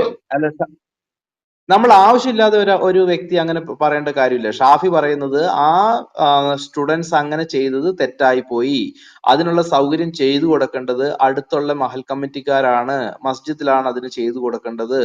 ഇത് കംപ്ലീറ്റ്ലി കോളേജിന്റെ റെസ്പോൺസിബിലിറ്റി ആണ്. കോളേജ് പറയുന്നത് അനുസരിച്ച് മുമ്പോട്ട് പോകാൻ പറ്റത്തുള്ളൂ. ഇതെല്ലാം അദ്ദേഹം പറയുന്നതല്ലേ. പിന്നെ നമ്മൾ വെറുതെ അദ്ദേഹത്തെ ആവശ്യമില്ലാതെ സ്ട്രെസ് ചെയ്ത് ഒരു കോർണർ ചെയ്യാൻ ശ്രമിക്കുന്നതിന്റെ ആവശ്യമൊന്നുമില്ല. പ്ലീസ് മനസ്സിലായി. അവസാനിപ്പിക്കും ബ്രദറെ. അത് വേണ്ട, ഇനി വേണ്ട. അത്രേ ഉള്ളൂ. എല്ലാരും നമ്മുടെ സഹോദരങ്ങൾ തന്നെയാണ്. ഞാൻ നിങ്ങളെ ഇടയ്ക്ക് ഇടപെട്ട് അങ്ങനെ സ്റ്റോപ്പ് ചെയ്യുന്നോണ്ട് നിങ്ങൾ എന്നെ തെറ്റിദ്ധരിക്കൊന്നും വേണ്ട. ഇല്ല, അത് അദ്ദേഹം ഭംഗിയായിട്ട് കൃത്യമായിട്ട് പറഞ്ഞു കഴിഞ്ഞു. ഇനിയിപ്പോ അതിന്റെ പേരിലൊരു അതെ, അദ്ദേഹത്തിന്റെ സ്റ്റാൻഡ് വളരെ ക്ലിയർ ആയിട്ട് അദ്ദേഹം അത് പറഞ്ഞു. കൃത്യമായിട്ട് പറഞ്ഞു കഴിഞ്ഞു. പിന്നെ അതിന് കുത്തി ചോദ്യം വേണ്ട. ചോദിക്കുകയാണെങ്കിൽ ഒരു അനവധി ചോദ്യങ്ങൾ വരും. അത് വേണ്ട, അതിന്റെ ആവശ്യമില്ല. ഇപ്പൊ വിഷയം വേറെയല്ലേ. അപ്പൊ അത് വിട്ടേക്ക് പോട്ടെ. അബ്സല്യൂട്ട്ലി അത്രേ ഉള്ളൂ. അതിനകത്ത് ഇപ്പോ വേറെ ഒന്നുമില്ല. കെഫിന് മനസ്സിലായോ ബ്രദറെ? ഞാൻ പറഞ്ഞ പോയിന്റ് മനസ്സിലായോ? അതല്ല, താങ്കൾ ഷാഫി പറഞ്ഞ ഏതെങ്കിലും വിഷയത്തിൽ താങ്കൾക്ക് എതിരഭിപ്രായം ഉണ്ടെങ്കിൽ താങ്കൾ അദ്ദേഹമായിട്ട് മുന്നോട്ട് പോയിക്കോളൂ. പക്ഷെ അദ്ദേഹം പറഞ്ഞ വിഷയങ്ങളോട് എതിരഭിപ്രായം ഉള്ളതായിട്ട് എനിക്ക് പേഴ്സണൽ ആയിട്ട് എതിരഭിപ്രായം ഒന്നും അദ്ദേഹം പറഞ്ഞ കാര്യത്തിലില്ല. അദ്ദേഹം പറയുന്നത് അവിടെ അതിനൊരു മറുപടി ഞാൻ കൊടുക്കാം. ഈ ഒരു മിനിറ്റ്, കേരളത്തിലെ ഏറ്റവും വലിയ പറയട്ടെ, ഏറ്റവും വലിയ കോച്ചിങ് സെന്റർ ഞങ്ങളുടെ നാട്ടിലാണ് നടക്കുന്നത്. അവിടെ ഒരു ഡിസ്ക്രിമിനേഷനും ഇല്ല. ഏറ്റവും വലിയ സ്കൂള് എന്ന് പറഞ്ഞു കഴിഞ്ഞാല് ഈ മറ്റേ കോഴിക്കോട് മലപ്പുറം സൈഡിൽ നിന്ന് വരുന്ന പിള്ളേര് പഠിക്കുന്ന സ്കൂള് ഞങ്ങളുടെ അവിടെയാണ്. അതൊരു ക്രിസ്ത്യൻ മാനേജ്മെന്റിന്റെയാ. അവിടെ ഒരു ഡിസ്ക്രിമിനേഷനും ഇല്ല. പക്ഷെ അവിടെ ഡിസ്ക്രിമിനേഷൻ നിങ്ങൾ ഉണ്ടാക്കരുത്, അത്രേ ഞാൻ പറയും. അതെ, അത്രേ ഉള്ളൂ. അല്ല, ഇതിനകത്ത് ഇപ്പൊ ഷാഫിയും പറയുന്ന ആ കാര്യം തന്നെയാണ്, നമ്മൾ പറയുന്ന പോലെയൊക്കെ തന്നെയാണ് അദ്ദേഹം പറയുന്നത്. അതായത് ഇപ്പൊ ഒരു മുസ്ലിം ഓർഗനൈസേഷൻ ആണെന്നിരിക്കട്ടെ, MESന്റെ പല സ്ഥാപനങ്ങളുണ്ട്. അവിടെ ഇപ്പൊ ഒരു ഹൈന്ദവര് പോയിട്ട് പറയുകയാണ് ഞങ്ങൾക്ക് പ്രാർത്ഥിക്കാൻ വേണ്ടിയിട്ട് ഒരു ചെറിയൊരു ശിവന്റെയോ അല്ലെന്നുണ്ടെങ്കിൽ അയ്യപ്പന്റെയോ ഒരു മൂർത്തി വെച്ച് ഒരു സെപ്പറേറ്റ് റൂം തരണം എന്ന് പറഞ്ഞു കഴിഞ്ഞാൽ ചിലപ്പോൾ മുസ്ലിങ്ങൾ ചെയ്തു കൊടുക്കുന്നു വരത്തില്ല. ഓക്കെ, അത് അവരുടെ അവകാശമാണ്. അത് MES കോളേജിന്റെ അവകാശമാണ്. അവർക്ക് ഇഷ്ടമുണ്ടെങ്കിൽ അവർക്ക് ചെയ്തു കൊടുക്കാം, ഇല്ലെങ്കിൽ ചെയ്യണ്ട. അത് തന്നെയാണ് ഷാഫി പറഞ്ഞത്. എന്ന് പറഞ്ഞ പോലെ മുസ്ലിം ആ സ്റ്റുഡൻസ് അങ്ങനെ ചോദിച്ചു, പക്ഷെ അത് കോളേജിന്റെ തീരുമാനമാണ് വേണോ വേണ്ടയോ എന്നുള്ളത്. അതല്ലാതെ അത് ഇവരുടെ അല്ല. ഇവര് നിർബന്ധം പിടിച്ചാൽ സമരം ചെയ്താൽ അത് തെറ്റാണെന്ന് ഷാഫി പറഞ്ഞു. സോ അത് ഷാഫിയുടെ പോയിന്റ് വെരി വെൽ, നല്ലൊരു സ്റ്റാൻഡ് പോയിന്റ് ആണ്. അങ്ങനെ തന്നെയാണ്. അല്ല നമ്മൾ നമ്മളൊരു ഡെമോക്രസി ഉള്ള ഒരു നാട്ടില് ന്യൂട്രൽ സ്റ്റാൻഡ് എടുക്കുന്നവരെ നമ്മൾ പോസിറ്റീവായിട്ട് തന്നെ കരുതാനേ നമുക്ക് പറ്റത്തുള്ളൂ. അത്രേ ഉള്ളൂ. പോസിറ്റീവായിട്ട് നമ്മൾ എടുക്കണം. അതിനകത്ത് നമ്മള് വളരെ ബോൾഡായിട്ട് കാര്യങ്ങൾ പറഞ്ഞു, അത് നമ്മൾ മുഖവിലേക്ക് എടുത്തേ പറ്റൂ. നമ്മൾ അങ്ങനെയുള്ളവരെ, അങ്ങനെ ഈ വർഗീയ മുഖം എടുക്കുന്നവരെ അവരെ ഒറ്റപ്പെടുത്തുക, ന്യൂട്രൽ സ്റ്റാൻഡ് എടുക്കുന്നവരെ സ്വാഗതം ചെയ്യുക, കൂടെ നിർത്തുക, അത്രേ ഉള്ളൂ. അതേ ഇപ്പൊ ചെയ്യാൻ പറ്റും. അദ്ദേഹം നമ്മുടെ സ്പീക്കർ പാനലിലാണ്, അദ്ദേഹം ഒരു മുസ്ലിം ആണ് എന്നുള്ളത് കൊണ്ട് നമ്മൾ അദ്ദേഹത്തെ കോർണർ ചെയ്യേണ്ട യാതൊരു ആവശ്യമില്ല. ആരും അങ്ങനെ ചെയ്തില്ല കേട്ടോ, ആരും അങ്ങനെ ചെയ്തില്ല. പക്ഷെ അതിന്റെ ആവശ്യമില്ല. ഫ്രീസോൾ പറഞ്ഞത് കറക്റ്റ് ആണ്. കെഫ് അത് മനസ്സിലാക്കി, അദ്ദേഹം തംസപ്പ് പറഞ്ഞു. തോമസ് ചായനും അത് ഈ രാവിലെ നമ്മുടെ തലോടിയുടെ റൂമിൽ വെച്ച് എന്തോ തെറിവിളിയായിരുന്നു. തെറി എന്ന് പറഞ്ഞാൽ പരത്തെറിയ ഈ ഒരു വിഷയം വെച്ചുകൊണ്ട് പറഞ്ഞുകൊണ്ടിരിക്കും. ഷാഫി ബ്രദർ ഇവിടെ ഇത്രയും നേരം സംസാരിച്ച് മതിയായ സമയം തരുന്നുണ്ട്. നമ്മൾ ചില സമയത്തൊക്കെ ഇച്ചിരി അങ്ങോട്ടും ഇങ്ങോട്ടൊക്കെ ഇച്ചിരി ഇതായിട്ട് സംസാരിക്കുന്നുണ്ടെങ്കിൽ ബേസിക്കലി ഇത്രേ ഉള്ളൂ. നമ്മളൊക്കെ ഒരു ശ്വാസമേ ഉള്ളൂ. ഒരു ശ്വാസം തിരിച്ചു വിടാൻ പറ്റിയില്ലെങ്കിൽ നമ്മൾ തീരും. അപ്പൊ നമ്മൾ കഴിവതും ആ ഒരു സ്നേഹത്തിൽ പോവുക കഴിവതും. അബ്സല്യൂട്ട്ലി. ഓക്കെ, നമുക്ക് വിഷയത്തിലേക്ക് തിരിച്ചു വന്നാലോ ഷാഫി? ഐക്യു ബ്രദറെ, ഓക്കെ. കാരണം എന്റെ നെറ്റ് ഒന്ന് കഴിയാറായിട്ടുണ്ട് കേട്ടോ. ഞാൻ പരമാവധി ഇരിക്കാം. കാരണം ഓക്കെ. അതിനു മുമ്പ് ഏകദേശം ഈ റെജി ബ്രദർ ചോദിച്ചോളൂ. ഞാൻ എന്തെങ്കിലും പറയുകയാണെന്ന് തോന്നുന്നു. കഴിയുന്നവരുണ്ടാവും തീർച്ചയായിട്ടും. അല്ലെങ്കിൽ ഞാൻ തീർച്ചയായിട്ടും നിങ്ങളെ റൂമിൽ കയറും. കാരണം എനിക്ക് ഐക്യു ബ്രദറായിട്ട് ചർച്ച ചെയ്യാൻ ഇഷ്ടമാണ്. കാരണം നിങ്ങൾ സമയം തരും. കാരണം നമുക്ക് അറിയുന്ന കാര്യങ്ങൾ ചർച്ച ചെയ്യാന്നുള്ളതല്ല ഏറ്റവും വലിയ കാര്യങ്ങൾ. അബ്സല്യൂട്ട്ലി ബ്രദറെ, തീർച്ചയായിട്ടും. അബ്സല്യൂട്ട്ലി. അപ്പൊ താങ്കൾ പറയുന്ന അറിവ് എനിക്കും കേൾക്കാം. എനിക്കറിയുന്ന എന്താണോ ഒരു ഇത് അതും കേൾക്കാം. ഞാൻ അതുകൊണ്ടാണ് താങ്കളെ റൂം കാണുമ്പോൾ മാത്രമേ ചാടി കയറുന്നത്. ഞാൻ മറ്റുള്ള റൂമിൽ കയറാറില്ല. സത്യത്തില് അച്ഛൻ കുഞ്ഞുങ്ങളുടെ റൂമിൽ ഞാൻ കയറാറില്ല ഇപ്പഴേ. കാരണം അവിടെയും കിട്ടും ഷാഫി, അവിടെ ഞങ്ങളെല്ലാം മോഡ്സ് ആണ്. താങ്കള് അല്ല ഷാഫി, ഞങ്ങൾ അവിടെ ഉള്ളപ്പോ താങ്കൾ ധൈര്യമായിട്ട് ഹാൻഡ് റൈസ് ചെയ്തോ, താങ്കൾക്ക് അവിടെ അവസരം കിട്ടിയിരിക്കും. അങ്ങനൊന്നുമില്ല. നമ്മൾ അവിടെ ആയാലും ഇവിടെ ആയാലും ഞങ്ങൾ ഒരേപോലെ ബ്രദറെ. അല്ലാണ്ട് ആ റൂമിൽ ഞങ്ങള് വേറൊരു മുഖം, ഈ റൂമിൽ വേറൊരു മുഖം, അങ്ങനെയൊന്നുമില്ല. നിങ്ങൾ അങ്ങനെ ചിന്തിക്കൊന്നും വേണ്ട. ഓക്കെ, ഞാൻ ഈ റെജി ബ്രദറിന് ഒരു മിനിറ്റ് ഒന്ന് കൊടുത്തിട്ട് ഞാൻ ഷാഫിയിലേക്ക് തിരിച്ചു വരാവേ. റെജി ബ്രദർ എന്തെങ്കിലും അത്യാവശ്യം പറയുവാണോ?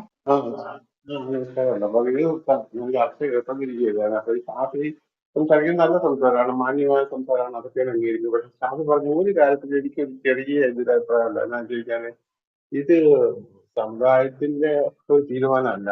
ആ പിള്ളേരുടെ ഇതനുസരിച്ച് പിള്ളേർ ചെയ്താന്ന് പറഞ്ഞതിന് എനിക്ക് അത്ര വിശ്വാസമല്ല. അത് ഷാഫി അത് നിഷ്കളങ്കമായിട്ട് പറഞ്ഞതെന്ന് തോന്നുന്നില്ല. കാരണം വെച്ച് കഴിഞ്ഞാല് ഈ പിള്ളേർ എന്തായാലും 10-17 വയസ്സ് പ്രായമുള്ള പിള്ളേരാണ്, പ്രായപൂർത്തി ആവാറായിട്ടാണ്. സോഷ്യൽ മീഡിയ ഇത്ര വ്യാപകമായി ഇരിക്കുന്ന കാലഘട്ടത്തിൽ മൊബൈൽ നോക്കുന്നവരാണ് ഈ നാട്ടിൽ നടക്കുന്ന സംഭവങ്ങൾ അറിഞ്ഞുകൊണ്ടിരിക്കുന്ന ആൾക്കാരാണ്. ഇതിനു മുമ്പ് പല സംഭവങ്ങൾ നടന്നില്ലേ? ആലപ്പുഴയിലെ സംഭവം, ഒരു പള്ളിയിൽ കയറി അല്ല ഒരു ആശുപത്രിയിൽ കയറി കന്യാകുളത്തിൽ പിന്നെ ക്രിസ്മസ് വെച്ചാൽ സമയത്ത് നടന്ന സംഭവങ്ങൾ, ഇതിന് പല സംഭവങ്ങളും അറിഞ്ഞുകൊണ്ടിരിക്കുന്ന പിള്ളേരായിരിക്കും. ആ പിള്ളേര് തൊട്ടടുത്ത് ഈ നമ്മുടെ കോളേജിൽ ആദ്യത്തെ തൊട്ടടുത്താണ് ഈ മോസ്ക്. ഈ പുള്ളിക്ക് മോസ്ക് കണ്ടിട്ടുണ്ടാവും. മോസ്ക് എന്തിനാന്നുള്ള അവർക്ക് അറിയാവും. ഒരു ചെറുപ്പം മുതലേ മതം പഠിക്കുന്ന പിള്ളേരാണ്, വീട്ടിൽ പറഞ്ഞു കൊടുത്തിട്ടുണ്ടാവും. അപ്പൊ ഇതെല്ലാം ഈ അറിയാവുന്ന പിള്ളേർ നിഷ്കളങ്കമായിട്ട് അവിടെ ഒരു മുറി ചോദിച്ചു എന്ന് പറയുന്നത് ഷാഫി അത് അങ്ങനെ പറയുന്നത് ഷാഫി നിഷ്കളങ്കമായിട്ട് പറഞ്ഞതാണെന്ന് എനിക്ക് വിശ്വസിക്കാൻ പറ്റില്ല. കാരണം സോഷ്യൽ മീഡിയ ഒക്കെ ഇപ്പൊ വളരെ വ്യാപകമായി കാണാത്ത ഒരു പിള്ളേരും കാണില്ല. മൊബൈൽ ഫോണുള്ള പിള്ളേരായിരിക്കും ഈ കോളേജിൽ പഠിച്ചിട്ട് ഈ സംഭവങ്ങൾ അറിയുന്നവരായിരിക്കും. അപ്പൊ ഇതിന്റെ പിന്നില് എന്തോ അതെന്തോ ഉണ്ടെന്നുള്ളത് 100%. അല്ലാതെ നിഷ്കളങ്കമായിട്ട് ചെയ്തതാണ് ഷാഫി പറയുന്നത് വെള്ള പൂശി പോകുന്നതാണ്. ഷാഫി ബാക്കി സംസാരമൊക്കെ ശരിയാണ്, വ്യത്യാസമൊന്നുമില്ല, മാന്യമായിട്ട് സംസാരിക്കുന്ന ഒരു വ്യക്തിയാണ്. അതുകൊണ്ട് എനിക്ക് ഞാനേ നിഷ്കളങ്കമായി ഞാൻ പറഞ്ഞില്ല. ഞാനിവിടെ പറഞ്ഞത് എന്താണ്, അവരവരുടെ വാദം വെച്ചു. അത് കോളേജുകാരത് അവര് പറഞ്ഞ ഒരു മുഖവരൊക്കെ ഞങ്ങൾക്ക് അങ്ങനെ ചെയ്യാൻ പറ്റത്തില്ല എന്ന് പറഞ്ഞിട്ട് അവിടെ പിന്നെ സമരത്തിന്റെ ആവശ്യമില്ല.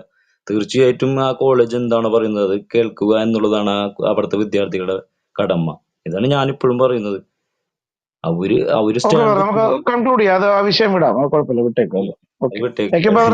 നിങ്ങൾ ഇത് ചെയ്തോ, നിങ്ങൾ കണ്ടിന്യൂ ചെയ്തോ. അതെ അതെ അതെ അതെ ഇച്ചിരി ഒരു 15 മിനിറ്റ് 20 മിനിറ്റ് വിഷയം മാറിപ്പോയി, എങ്കിലും സാരല്ല, കുഴപ്പമില്ല. അത് ഇൻട്രസ്റ്റിംഗ് ആയിരുന്നു. അതുകൊണ്ട് ഷാഫിയുടെ ഒരു ആ വിഷയത്തിൽ താങ്കളുടെ ഒരു അഭിപ്രായം മനസ്സിലാക്കാൻ ഞങ്ങൾക്ക് കഴിഞ്ഞല്ലോ. താങ്കളുടെ ആ ഒരു നല്ല സ്റ്റാൻഡ്. അല്ല, റെജി ബ്രദർ ഒരു പോയിന്റ് പറഞ്ഞല്ല. റെജി ബ്രദർ പറഞ്ഞ പോയിന്റിനോട് ഞാനും അനുകൂലിക്കുന്നുണ്ട്. അത് ആരൊക്കെയെന്നുള്ളതിൽ മാത്രമേ സംശയമുള്ളൂ. അത് കുട്ടികൾ നിഷ്കളങ്കമായിട്ട് ചെയ്തതെന്ന് ഞാനും കരുതുന്നില്ല. അത് റെജി ബ്രദർ പറഞ്ഞ പോയിന്റ് കറക്റ്റ് ആണ്. അല്ല, നമ്മൾ അതിലോട്ട് കൂടുതൽ ഡെപ്തിൽ പോകുന്നില്ല. ഞാൻ ജസ്റ്റ് അതിന്റെ കൂട്ടത്തിൽ അതിനെ സപ്പോർട്ട് ചെയ്തേ ഉള്ളൂ. നമ്മൾ കൂടുതൽ ആ വിഷയത്തിലോട്ട് പോകണ്ട. അത് നമ്മൾ പോട്ടെ, നമുക്ക് നെക്സ്റ്റ് ഇതിലോട്ട് പോവാം.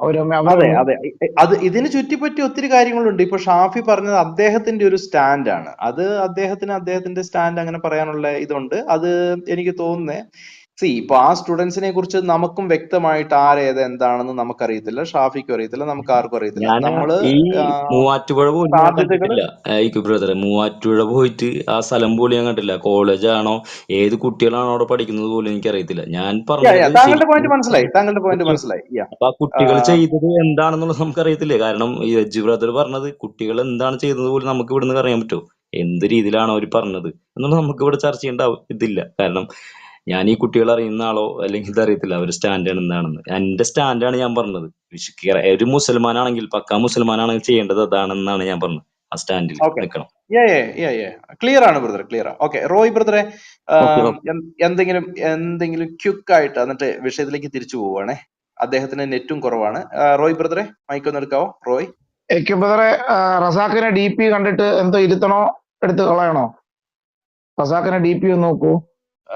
ഫ്രീസോളെ ഞാൻ നോക്കുന്നില്ല, ഇവിടെ റസാഖിനെ കാണുന്നില്ല. You are free to decide ബ്രദറെ. താങ്കൾ മോഡാണ്, ഞാൻ ഏഞ്ചലിനെയും കൂടെ മോഡാക്കാം. സോ നിങ്ങൾ ഒന്ന് റസാഖ് നോക്കിയാലേ, ബ്രദറെ ചാറ്റ് ഒന്ന് ബോക്സ് ഒന്ന് ഒന്ന് നോക്കിയാലേ. DP ചേഞ്ച് ചെയ്യുക. ഇല്ലെന്നുണ്ടെങ്കിൽ ഞാൻ റൂമിൽ നിന്ന് റിമൂവ് ചെയ്യും. വളരെ മാന്യമായിട്ട് ഞാൻ പറയാം റസാഖെ. 2-3 പ്രാവശ്യം നിങ്ങൾ മോശമായിട്ട് എഴുതിയിട്ടപ്പോ ഞാൻ വോൺ ചെയ്തു. ഇനി വോൺ ചെയ്യത്തില്ല, റസാഖ് എടുത്ത് കളയും. ഇല്ലല്ലോ, റസാഖ് ഇവിടെ ഇല്ലല്ലോ. റസാഖ് എവിടെ ഉണ്ട് ഉണ്ട് ഉണ്ട് ഉണ്ടോ? താഴെ അങ്ങേ അറ്റം.